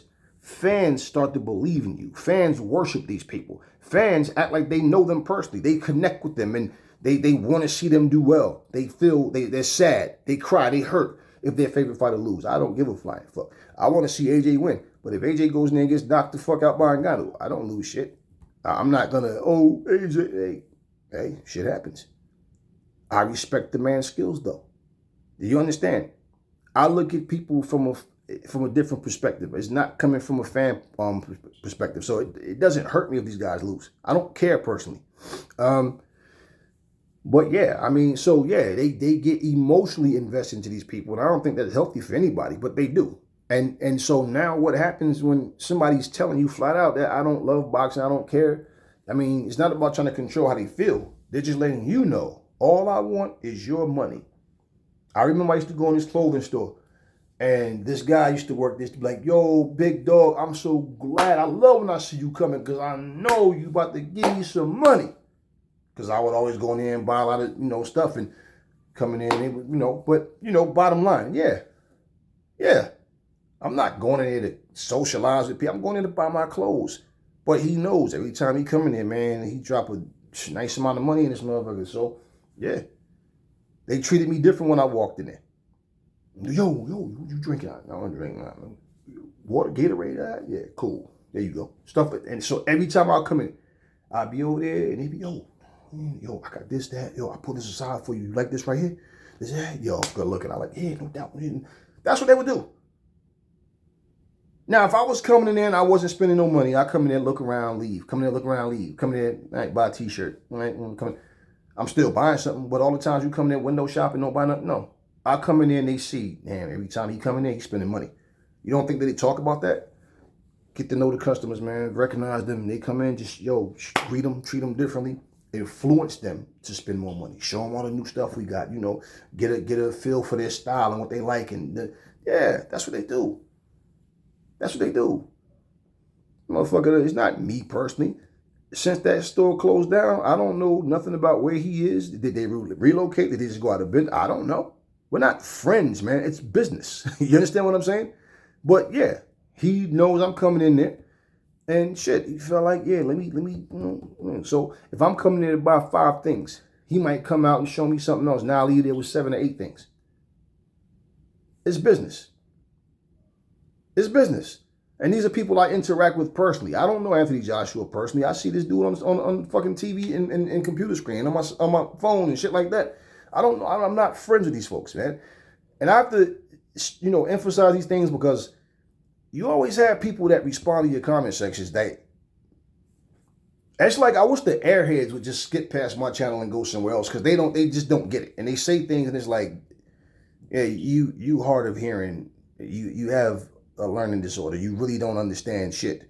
You hear me say what I'm saying. Like somebody came on my channel one time talking about, man, AJ's a bum. He's overrated. I'm like, what the fuck is your point? No, man, because you be talking about AJ this, AJ. I said, man, listen, fuck you. Go fuck yourself. I say what the fuck I want on my channel. You watching me, motherfucker. I'm not watching you. Fuck are you talking about? And in the video, I'm saying, bottom line, what AJ needs to do to get back is get his confidence. You can see the hand speed is there. The power is there. The movement, everything. The reflex, it's there. The confidence wasn't. Now you see what happens when he's confident again, but still, no credit. And of course, the person that came in was sour because he wants basically AJ to be done and dry. That's all. Hang him up to dry, he's done. That's what he wanted. And I give the boxing news, and because he doesn't like AJ as a fighter, I'm supposed to give a fuck. Oh, let me cater to this motherfucker. I don't give a fuck who you like as a fighter. I don't care. So the whole point is when you expose things about people and you show the world, this is what this person said and did, and then you don't show favor to that person, yeah. That's why I always say, why the fuck are y'all even on my channel? Because y'all just come here just to find something to talk about. Which, by the way, let me say this while I'm doing this video, because there's no need to do a second video. I eliminated 2 people from my channel today. They're not even subscribers. Okay, I blocked them. I'm going to show you obsession. One guy left, listen to me, 39 comments on one video. And all this motherfucker was doing was going back, arguing with you, and trying to convince me. What he doesn't realize, I'm not reading all that shit. I see the damn message pop up, yo, Aries, but look, you're not being fair, blah, blah, blah. Yo, Aries, you got to admit, Wilder, and it's like, okay, this is some little boy who basically don't have anything going on in his life other than just sitting in front of a computer screen all day. Because out of everything I said, it's like, these are what trolls do. And I'm going to tell you, for you guys, for you men and women that may have channels, especially if you're just starting out with it and you have trolls, don't tell yourself you need them. I don't care if you don't have 50,000 subscribers. No, doesn't matter. I've seen people say, leave a comment, show hate, show love, whatever. It don't matter. Just say what you want. No, they're thirsty because they're monetizing their pages and they try to get everything. So they don't mind people going back and forth. They're not going to read that bullshit anyway. I'm ignoring this guy. Basically, he's ignorant. And all he's doing is coming on. And I'm going to tell you what these guys do, okay? And a lot of people overlook this. What they do is this, okay? That guy in particular, and I know because he goes on every other channel just to argue. That's what he does. He go on Lady Chan's channel. He go on Kurt DeVille's channel. He go on Showbiz's channel. He goes on Sporting Icons channel. There's another guy, I can't remember his name. But bottom line, that's what he does. Anybody who tells it like it is, or if they like fighters that he doesn't like, he goes on there to argue with them. And he does the same shit on every other channel. Just leave comment after comment. And I'm like, nah, this little channel whore, I'm going to put a stop to this shit today. And I did. And I just ignored him. And it's like he just keep putting comments. 38, 39 fucking comments on one fucking video. And I'm not even responding to him. And then I'm like, okay, so he's just arguing with people. And okay. So I got rid of him and I blocked his ass. And what they do, oh man, this guy named Aries, he be over here talking about this and that. And yo, you need to check his channel out. Man, he be saying this and this and this. No, the trolls follow trolls. They're like roaches. Okay? And then they just come on and they're just leaving comments. They're not subscribers. So why the fuck wouldn't I block them? Why would I sit there and allow them to come onto my channel? I don't think they look impressive to have 200 comments in my comment section. And more than half of that shit is just a bunch of people bullshitting and arguing because they can't handle the fucking truth. And that's all they're doing. So now, if I have, just say for example, if I just have 40 people from my channel commenting, then I got 55 people come on the channel that there's not even subs. Why am I even entertaining that shit? Okay, and so what they do is they just come to troll. So that's not helping the channel grow.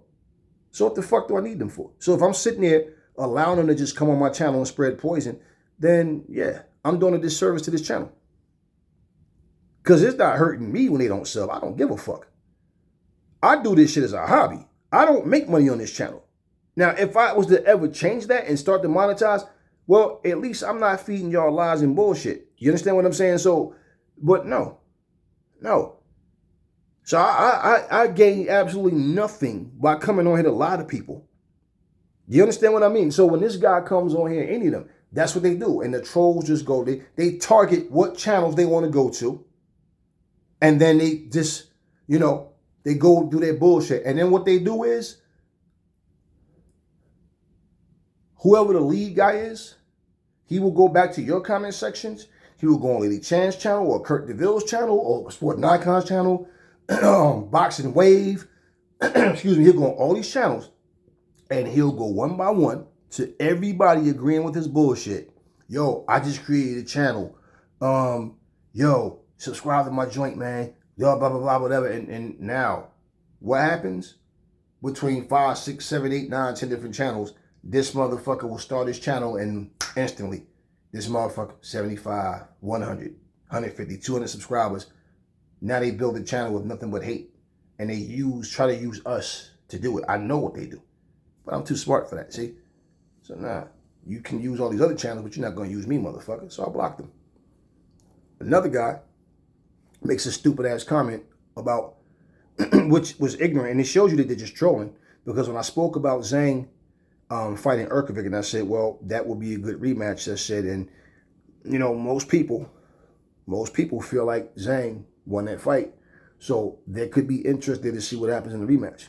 I didn't say what the fuck I think. It doesn't make a difference to me.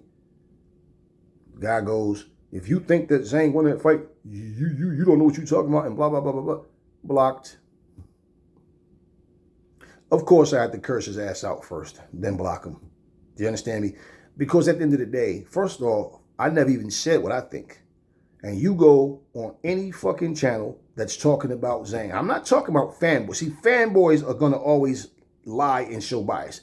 You go to any channel where they're just giving you boxing news. Even the fucking commentators. Even the commentators thought that Zhang won the fucking fight. Pause. Okay. You can go right on the Zone's page alone on their YouTube channel and look at the majority of the comments there. You can go on every fucking channel and you will see the majority of people that say they think Zhang beat Urkovic. Okay? I don't personally care who you think won. Now, if it was a discussion and we were talking about it, it doesn't matter what your opinion is. Everybody has their opinion. Just like you had so many people saying that Haney lost to Loma. He didn't win one round, right? Remember that. How many of those people, how many countless people went back, even people like Shakur Stevenson, all these other celebrities, and all of them went back and said the same shit. You know what? After I watched it the second time, I really realized that I see it different now. You had some people saying they still think Loma won, but it was much closer. Then you had a whole lot of people say they think that after watching again that Devin Haney won. Okay. I said I feel like Andre Ward didn't win that first fight against Kovalev. Other people that said that they think he did, I'm not debating you. I don't really give a fuck. There's no argument. No, it's they want to put up an argument about, but my ass. You think he won? I don't. If it's a respectable conversation, it's not going to be with so long. You're going to say what you think, I'm going to say what I think. Okay, we move it on. Salute, no problem. But you coming on here with all these long paragraphs and trying to explain shit and trying to change somebody's mind, like, bro, I don't give a fuck what you think personally. You think he won? I don't. Simple. Then you had certain people. Jim Lampley was one of them. But it wasn't nearly the same thing it was what it was with Haney versus Loma. Jim Lampley has said when he went and watched the fight again, he didn't say he think Andre Ward won. He said he could see why people would say Andre Ward won when you go back and look at it again. I've seen the fight like 12 times, like I said, and I still think Ward lost. I'm not here to argue with people or try to make you think different. If you think he won, then you think he won. I don't personally care. It's funny because you ask most people the same question. Who do you think won that fight? I even did a poll on my channel, and I said, I guarantee you the majority of people are going to say that they think Kovalev was robbed. Simple. Was I wrong? Nah. It's not even close with how many people think that Kovalev really won. And that's on any poll you go on. Who did I want to win? Andre Ward. So why do you think I need your stupid ass to come on my channel trying to argue with me about anything? I don't argue. I'm a man. I'm not a bitch. So I don't sit up here arguing back and forth with people. I'm going to say what I'm going to say and then fuck you. How about that? That's what I do. But what I'm saying, I wanted Ward to win the goddamn fight. So what in the fuck you sitting there telling me all this bullshit about what happened and how, if you count the body, motherfucker, I watched the whole fight. You little motherfuckers ain't never fought nobody. I do this shit. I've done this shit. I know what the fuck. I know how to score fights. You don't even know how to fuck a scorecard go. Nothing. I know what I'm looking at. I still say Andre Ward lost that fight. Simple. I still say he lost the fight. You motherfucker, I wanted Sugar Ray Leonard to beat Hearns in the rematch and the first fight. Beat him in the first fight. He got a draw in the second fight. Do I think that fight was a draw? No, I think Hearns won the second fight. I'm supposed to sit here and lie because I wanted Ray Leonard to win? No, I don't think he won. And Ray Leonard himself admitted, as far as he's concerned, Sugar Ray beat the first fight, Hearns beat the second fight. That came out of Sugar Ray's mouth. You got Sugar Ray Leonard fans that'll sit here and say, nah, I think Ray won. Oh, whatever. Had some dummy, oh man, he talking about Holyfield wasn't headbutting Mike Tyson. Let me tell y'all something. I don't give a fuck what kind of crack y'all smoking. I sat right here on my couch with 3 people. I said, we gonna watch this fight. And I said, right now, we gonna put some money up. And I want you to fucking show me the headbutts. Right now. I said, okay, I'm gonna start with 200 for the bid. Since y'all so confident, come out your pockets. 200. Put your money right here. We gonna watch and we gonna examine. Why at the end of the fight, the motherfucker said they're going, damn, you was right, man. All y'all do is repeat shit. Mills Lane, out of his own mouth, said Mike Tyson was the one initiating the headbutts. Oh, man, you a Mike Tyson fan. You, one of these people, Mike Tyson can do no wrong. Watch Mike Tyson, his show, Hot Boxing, Mike Tyson Hot Boxing. Watch the episode with Evander Holyfield. When Evander Holyfield sat there and told him to his face, Mike headbutting me. And he over there telling people I headbutt him. What was Mike doing? Laughing, cracking the fuck up. Mike sat there and admitted he was the one that he headbutt. Well, you know, I headbutt him. And he admitted the shit. Even though Mike admitted, Mike Tyson little nut huggers is still sitting there saying it's not true. You guys are the worst. Like, seriously. So, pause. Now, just for fun, and just to show you what I mean about how people purposely overlook things, right? If you watch the fight between Mike Tyson and Holyfield, you see in the corner, and I don't want to go through the fight because I don't remember what round it was in. So I'll be sitting here and forever trying to find it. But you hear Mike Tyson saying to Mills Lane, yo, man, he's headbutting me. And Mills Lane points right at Mike Tyson, and you hear him loud and clear say, bullshit, right? Mills Lane said it was an unintentional butt. But you clearly, like, this is the after the post-fight interview with Mills Lane. But guess what? There's a video where Mills Lane was talking, and he spoke about it. And I forgot what it was, a talk show he was on. And he says, no, Mike Tyson, you know, he has a rough style. Holyfield has a rough style. Holyfield likes to tuck his chin, and he turns and he throws his shots. And yes, Holyfield does. That's an old school thing. Why? Your chin is tucked, so while you throwing, if they counter, they're not hitting your chin. The punch is going to come somewhere here, but your chin is tucked. You understand what I mean? You don't have a clear look anyway. All right. But bottom line is, these motherfuckers are justifying a grown-ass man biting someone. You're 6'2", and you're 6'2 and a half, and you're going to butt a 5'11", 5'10 motherfucker, right? Successfully. The top of your head is up here, but somehow you're able to butt purposely a shorter guy. Look, people always talk this shit, but I've seen Mike Tyson do dirty shit in fights. And nobody says nothing because it's Mike Tyson. Now, I want you to hear what came out of Mills Lane's mouth. Because some asshole told me, no, man, I've seen that fight. And Mills Lane, that's why he stopped the fight. Because even though he bit, he said he stopped it because they both was doing fouls and shit, but it wasn't like it wasn't both of them. Well, all right, Mike bit him, but he bit him because of the headbutt. Now, that's what I was told. And that comment had a bunch of people hitting the thumbs up. These were all Mike Tyson trolls. Now, I want you to hear. See, this is what I say. Aries don't make up shit. And like I told you, I don't fucking monetize my channel. At least as of now, I don't. So even if I was, I'm definitely going to not sit and start lying to people. And you got motherfuckers who wasn't there. I was. See, you guys watch shit and hear bits and pieces. Like you motherfuckers watching Michael Jordan mixtapes. Trying to tell me about what the fuck Michael Jordan or what that time was. You wasn't there, bitch. You was drinking breast milk. The fuck are you talking about? Like you talking to somebody that was there, like you telling me something because you got YouTube. The fuck out of here. Let's listen to what Mills Lane say. Mills, why did you stop the fight? Because of the first fight on the air or the second? The second one. The first one was a foul. I took 2 points. The doctor said he could continue. So let it continue. And he beat him on the other ear. I told him, I said, one more time like that, it's it. You're gone. I told them both. Knocked the rough stuff up. And he hit him again. That's it, you're gone. As Holyfield leaves the ring, the condition of the ear, could he have continued, and did you disqualify him because of the foul or because he couldn't continue? Oh no, I disqualified Tyson for the second foul. I told him, do not do that again. You do, you're gone.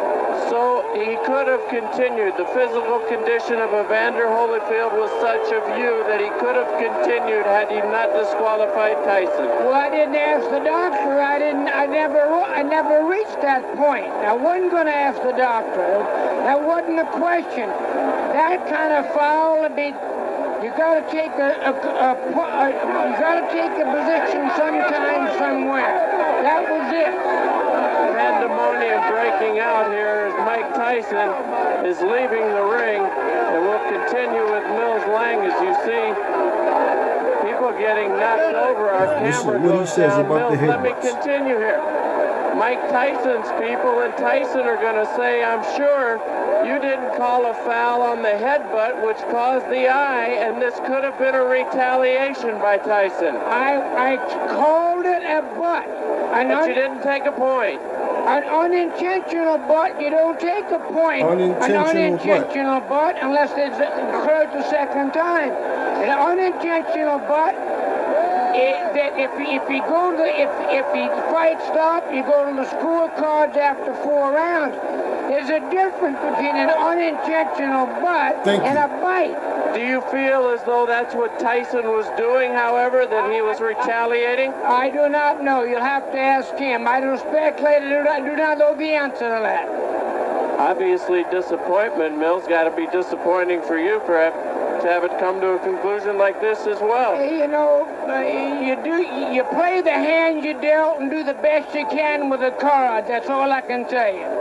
All right, Mills Lane, thank you for your time. Now, you see how people love to make up shit? No, Mills Lane said they both was fat. No. He said he's telling them don't start the rough stuff. One intentional butt. Unintentional butt. One. This motherfucker bit Holyfield twice. And I sat here, like I told you, and watched this fucking fight with 3 people. So y'all can go fuck yourself with all that. Oh, man, he kept butting them throughout the bullshit, man. I watched that fight so many times, and I'm like, man, y'all motherfuckers just say shit, just to say it. If Holyfield was headbutting, I would fucking say, what the fuck would I sit here and say he wasn't for? This is what I mean, like, being in this era of time, I swear, I say this all the time. I feel like I'm a fucking lion. I'm a giraffe. I'm a fucking elephant. And I'm out in the fucking jungle. When I look around and all I see is little butterflies and little worms, caterpillars, little cute shit. Where the fucking men? Where's the fucking hyenas at? Huh? Where the fucking silverbacks or where are the rhinos? Where are all the so-called monsters of the jungle? Y'all a bunch of like little soft, silly motherfuckers. Y'all getting y'all fucking feelings about shit. Man, if I seen Holyfield in any fighter doing some foul shit, why the fuck would I sit here and say, oh no, that's not true? There's no fighter, dead or alive, that I can say I like more as a fighter than I do Terry Norris. I'll be the first to tell you, Terry had a fucking habit of hitting people when they was down. He did that shit several times. He's been disqualified for it. Do you hear me going, oh man, they should have disqualified him? I remember this one dude, something Santana Cruz, whatever his name was. He hit him when he was down, but that motherfucker pretended he was knocked out. You could see this motherfucker literally on a stretcher, smiling. That motherfucker was smiling while he was on the stretcher. And I'm like, look at this dirty motherfucker. I started laughing and shit, but it's Terry's fault. It's Terry's fault. What the fuck I'm gonna sit up here and make excuses for? When Roy Jones, hit Montel Griffin. Montel Griffin talked all that shit. And, what I'm saying, he fell, went down. Roy hit him when he was down. That's the rules, man. Ref stayed, man. You hit him when he was down. He pretended he couldn't go no more. And basically, the ref disqualified Roy. The ref wasn't wrong. Okay? But even the commentators wanted the fight to go on like they felt like, damn. Because you come to a fight for this and then it ends that way, right? But check this out. The issue with Montel Griffin was he was talking shit like he went there and like beat Roy. And then Roy handled business the second time. It's as simple as that. The guy that Terry hit when he was down, they fought 3 times.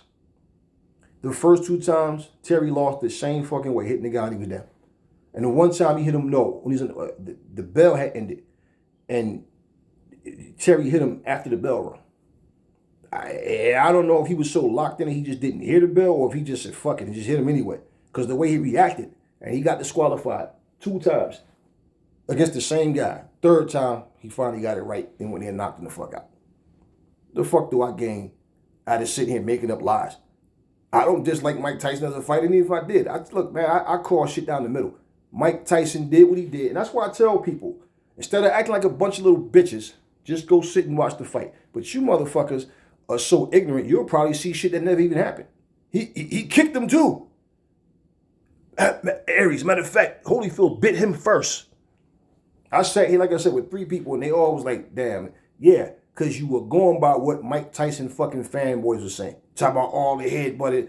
They were so bitter and so angry.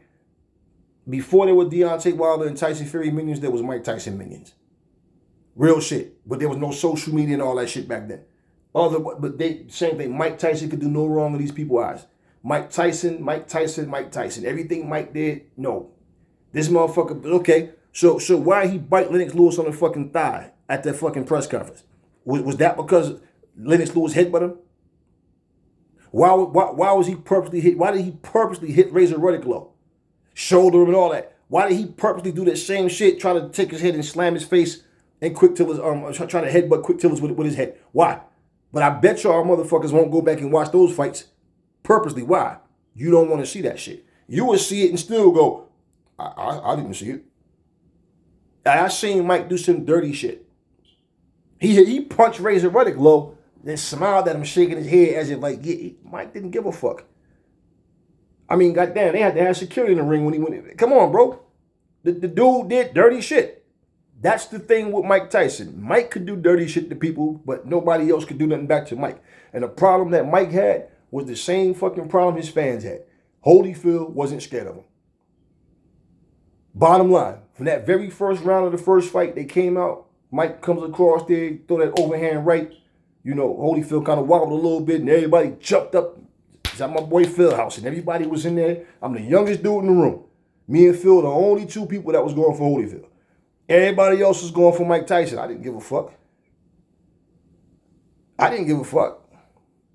And I'm like, nah, fuck that. And Phil got cold feet at the last minute, so I took everybody money because Holyfield won that motherfucking fight.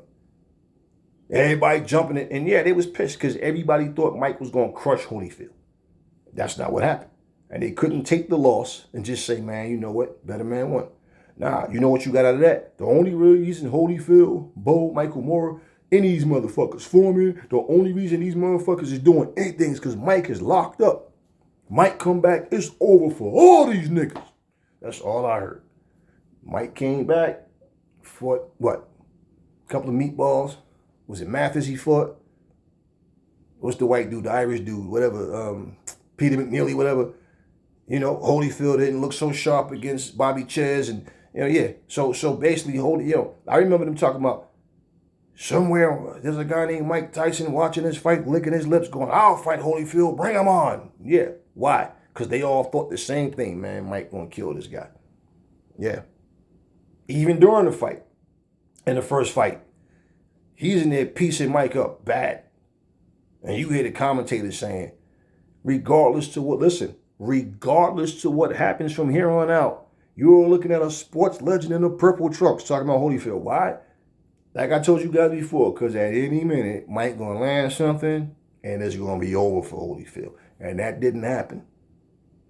And out of all the wins in Holyfield's whole career, that solidified his position in the world at, one of the best ever. So even if he never fought Lennox Lewis, and let's say his career ended after he lost to Lewis, it wouldn't matter.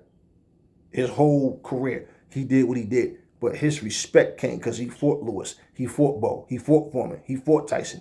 He fought Michael Moore. You understand what I'm saying? He was in there. He fought Ray Mercer. Yeah. So, I mean, at the end of the day, y'all, it's one of those things when you look at it, and he knocked out Buster Douglas, who beat Mike Tyson. So, it's what I'm saying. It's every excuse. The same way when Mike Tyson lost to fucking Buster Douglas, Mike Tyson, man, Buster Douglas didn't beat Mike Tyson. Robin Givens beat Mike Tyson. I'm just sitting here like, I ain't see her in the ring. You know what I'm saying, man? Shit, all right, man, cut that shit out. Now, that's their story. What was the story we got later? Anna and do Robin Givens. Oh, Mike was out partying in Japan with Bobby Brown the night before fucking Japanese women. Who fucking problem is that? So, that's why he lost. Okay, whose problem is that? And what the fuck that got to do anything? He know what he's supposed to be doing, right? So if he took Buster Douglas that lightly, he thought he was going to go in there and run through him, and he was out here stroking Japanese women, okay, well, that's where he fucked up then. That's his problem. It don't take away from what Buster Douglas did. And then all of a sudden, Buster Douglas jumps in there with who? Evander Holyfield. Why? Because if Mike Tyson was to beat if he'd have beat that fight with Douglas, that was the next fight. Holyfield versus Tyson. It wasn't Holyfield's fault that Tyson got his ass whooped. Now, people will not break that shit down and give you the facts like I'm doing. That's the facts. They won't tell you that. And that's exactly what happened. And Holyfield went in there and he knocked Buster Douglas out in 3 rounds. Yeah, pull counter. Bam! Knocked his fucking ass out with a straight right. You know what's so funny though? Because it's the same thing. It was every excuse. Even with Buster Douglas. Oh man, he really lost. The ref gave him a long count. Man, the only reason he won because his mother died and he was mad. Wow. So basically, he didn't go in there and throw punches. He didn't box and use smart. He just basically went in there and he got some superpower because his mom died. No. Bottom line is, I don't give a fuck about all the excuses. People can say what they want and blame it on whatever. But bottom line, whatever the fuck he did, it worked. And he won. And that's the bottom line. And people could not deal with that shit. And be honest with you, any fucking fighters, and check this out, hear my words, any fucking people you know, and you hear, I hate Holyfield, I don't like, 10 times out of 10, in my experiences, they're all Mike Tyson fans. And they still, to this day, don't like the fact that Mike Tyson got his ass whooped by Holyfield. And in fact, let me tell you one of the most ignorant things I heard come out of somebody's mouth. Somebody said, the only reason people like Holyfield, they don't like Mike Tyson. And they jealous of Mike. They always hate on Mike. I said, so let me ask you something. Since you talking all this shit like you know Mike personally, and like you just know things about shit going on that I don't know. So since that's the case, why the fuck do they hate Mike Tyson, but they love Holyfield, according to you? Why? No, man, cause Mike Tyson, he a real nigga. He a street nigga. Holyfield, he like the white man's champ. You know what I'm saying? Like, he don't curse and like, you know what I'm saying? He just some fake nigga. Like, he ain't no real. Same goofy shit Jarrell Miller was saying about Anthony Joshua. And I'm like, so what you basically saying is Mike is a dumb motherfucker. He ignorant, don't know anything, uneducated, whatever the fuck, right? This is what you basically saying, right? Carry himself disrespectful, whatever. That's what you're saying? I said, because you just say he a real nigga. And a real nigga is exactly what you just described. I'll never hear nobody say, yo, he a real nigga. Wow, he went to Harvard. Just saying, right? Always, so wait, Holyfield from the fucking ghetto, just like fucking Tyson is. But because Holyfield don't walk around acting ignorant, he's the white man's champion. Okay, I got you. And I told him, I said, I'm going to tell you something nobody probably never told you before. I said, you dumb as fuck, man. You a stupid motherfucker. And that stupid ass analogy and that little dumb shit that little fucking comments you just made, and I remember some goofy analogy he had made. I'm not even going to go into all that, but it's like, I told him, you a dumb motherfucker, man. That's what you are. If you really believe that shit, they love Holyfield. He's a white man's champion. Yeah, he's black. What the fuck do you ever hear Holyfield say to make him some so-called white man's champion?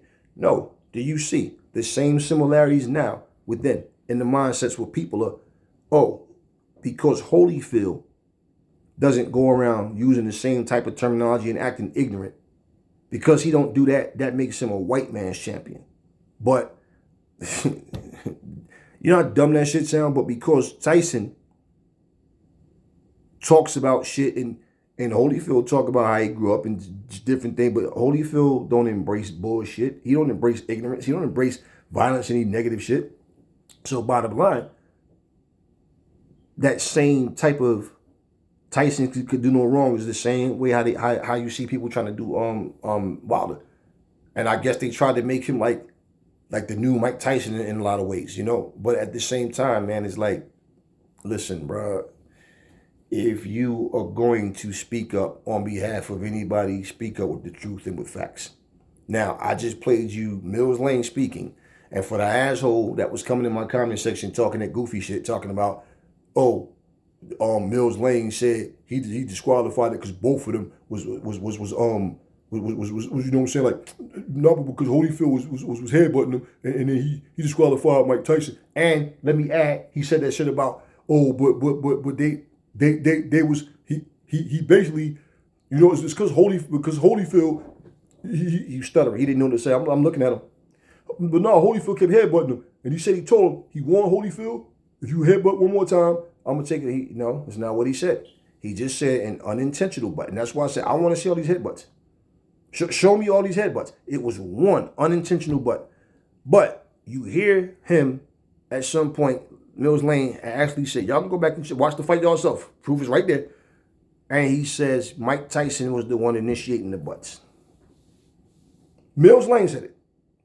And I wasn't focused on no headbutts. My thing is, even still, it was one unintentional headbutt. Mike Tyson bit him twice. Twice. So I say Mike Tyson knew he couldn't win that fight. He knew he couldn't win. This motherfucker about to beat me again. Let me get out the fight. And he bit him. All this Mike be snapping. Well, if Mike don't have no self-control, then he and Oliver McCall need to sit somewhere in the nut house and get themselves right. Because of you biting people. So, right, like I said, so he bit Lennox Lewis too. And that's my point. Lennox Lewis ain't going across the ring biting people. They ain't doing that shit that Mike Tyson be in there doing. But just saying, y'all. And like, I like Mike Tyson as a fighter. But again, y'all know me. Why I'm going to make excuses for Mike Tyson or for anybody? What's the purpose? So when I give Holyfield his credit, like, look, it wasn't he was holding down while Mike was in jail. Like he was doing it for Mike. Like, I'm holding the belts, I'm keeping them warm for you so you can take him back and knock me out. You can know Holyfield was out here whooping ass, fighting, win some, lose some, but won a whole lot more than he lost and was fighting real wars with real warriors. That's what he was doing. So we just gonna overlook that and say, oh, when Mike come back, Mike gonna do this and that. But when Mike came back and when Mike was losing to people, they make every excuse in the book, man. The same excuse they made before he got locked up was the same excuse they made when he came back.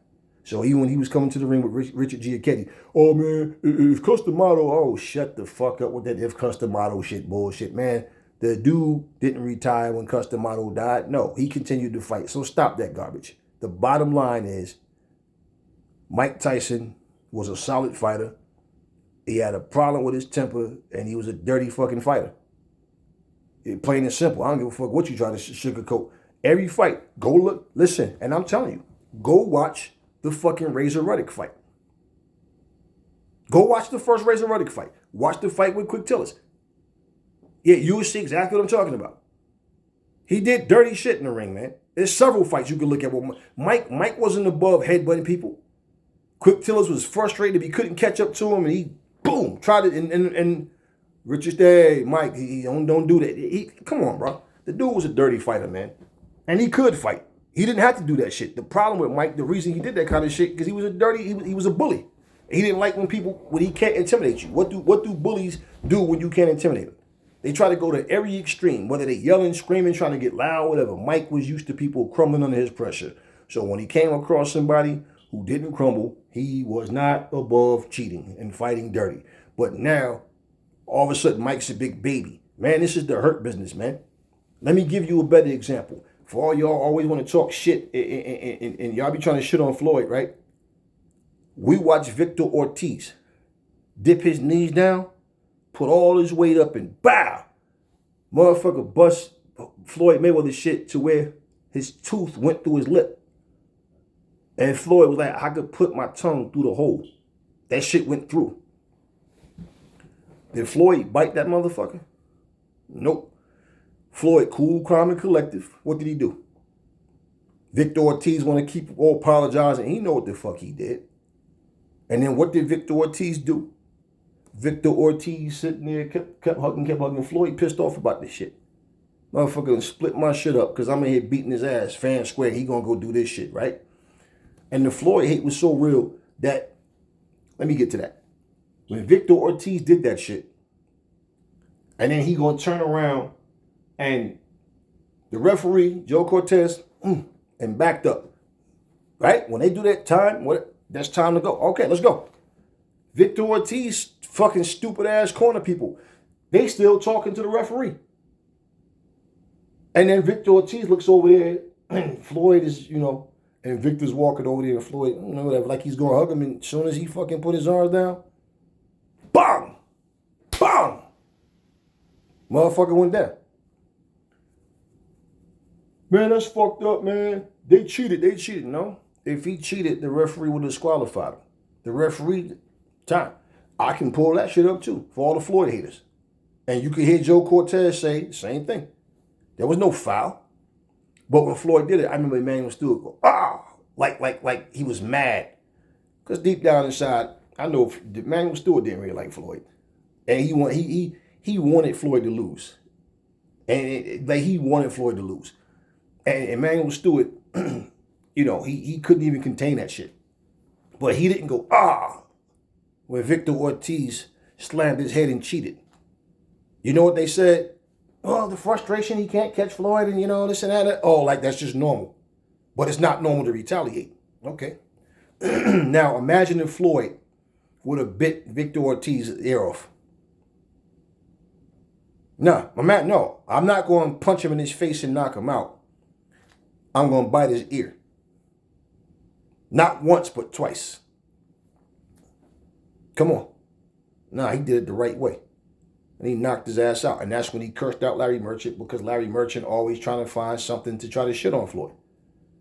Now, reality is, if Floyd would have did the same thing and took his head and knocked in his mouth, you would have never heard the end of that shit.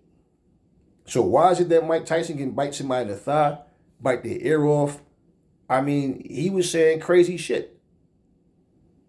All this, I'm Alexander the Great, I'm a conqueror, tell he want to eat Lennox Lewis' children, and just saying a bunch of goofy shit. A bunch of stupid shit. Trying to intimidate. Oh man, that's just selling tickets. Okay. Right. So, I guess people going to start coming to the rings now saying, yo, nigga, if you win this fight, all my people going to kill you. And I know your daughter and your wife always say that, yeah, we going to kill your family if you don't lose this fight. Oh, officer, we were just trying to sell tickets. Everything is not necessary to talk about. Certain shit you shouldn't even let come out of your mouth. The reality is, bottom line, he lost that fight. And he lost that fight by biting the man's ear off. He got his ass kicked in the first fight, and he knew he couldn't beat him. Same thing happening all over again. Let me get myself disqualified. I wouldn't take my mouth and put on anybody's nasty, sweaty ear. We not out in some street fight, anything goes, and motherfuckers is fighting dirt. No, we are in a boxing ring. And that's the whole fucking thing. And that's what I said years ago, early in this channel. It was one intentional headbutt. Unintentional.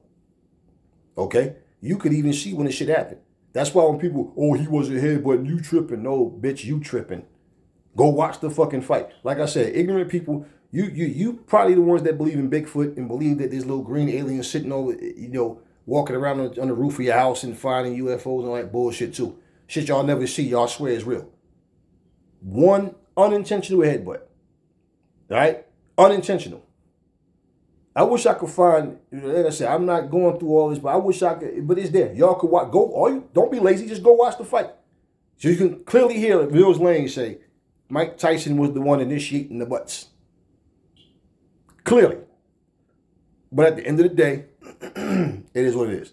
So I feel like this was an opportune time to just bring a receipt even for that. Because like I said, it's had an idiot come telling me Mills Lane, I said, if Mills Lane disqualified both of them, dumbass, how the fuck did Holyfield win? No, but he was supposed, but I'm saying, he was, because he said, like, okay, because Holyfield headbutted him, and he told him, yo, man, you got to stop headbutting. No, that shit never happened. It was one unintentional butt. And like I said, when you got people typing shit to you, trying to tell you all this bullshit, and you got all these motherfuckers hitting the thumbs up to their comment, it shows you that none of them know, they don't know what the fuck they're talking about. They don't know what they're talking about. They're just saying shit. So, yeah, this was fun for me because people have been saying this shit forever. Holyfield kept headbutt. Where was all of the headbutts? Where? If they wouldn't flag the video, I would do the same thing. I would sit here and watch the whole fight with you guys. And we sit here, and I already know. Like I told you, I did it with three of my partners. We sat right there. And all of a sudden, yeah, damn, bro. Yeah, because y'all repeat what people say. Y'all didn't see no fucking multiple headbutts. It was one unintentional butt, one versus two bites. You think, and remember, when he bit his ear off, he's putting at the ground like, yeah, like he was proud of that shit. But it's Mike Tyson. He's perfect. He's a deity to us. We can't say that about Mike. He says what the fuck he wants, and I tell the truth. And then that lie that Mills Lane said this. No, you heard what Mills Lane said. Ain't it funny how people try to alter what the truth is? Did y'all hear him say, "Oh, I want Holyfield"? And I told him, no. He said he want them that no rough. Don't start the rough stuff. You know what I'm saying? And of course, because his cornerman, yo man, he headbutting. They're saying that shit. It was an unintentional headbutt. Mike is coming in, Holyfield's coming in, and you hear Mike, yeah. Mike, I mean, bro, it is what it is. I mean, how many fucking receipts do I have to pull up, though? How many? But anyway, talk to me in the comment section, y'all, about whatever part of the video y'all want to talk about. And what do y'all think about Johnny Nelson's comments about Anthony Joshua? Because I just don't think that Johnny is on point with that.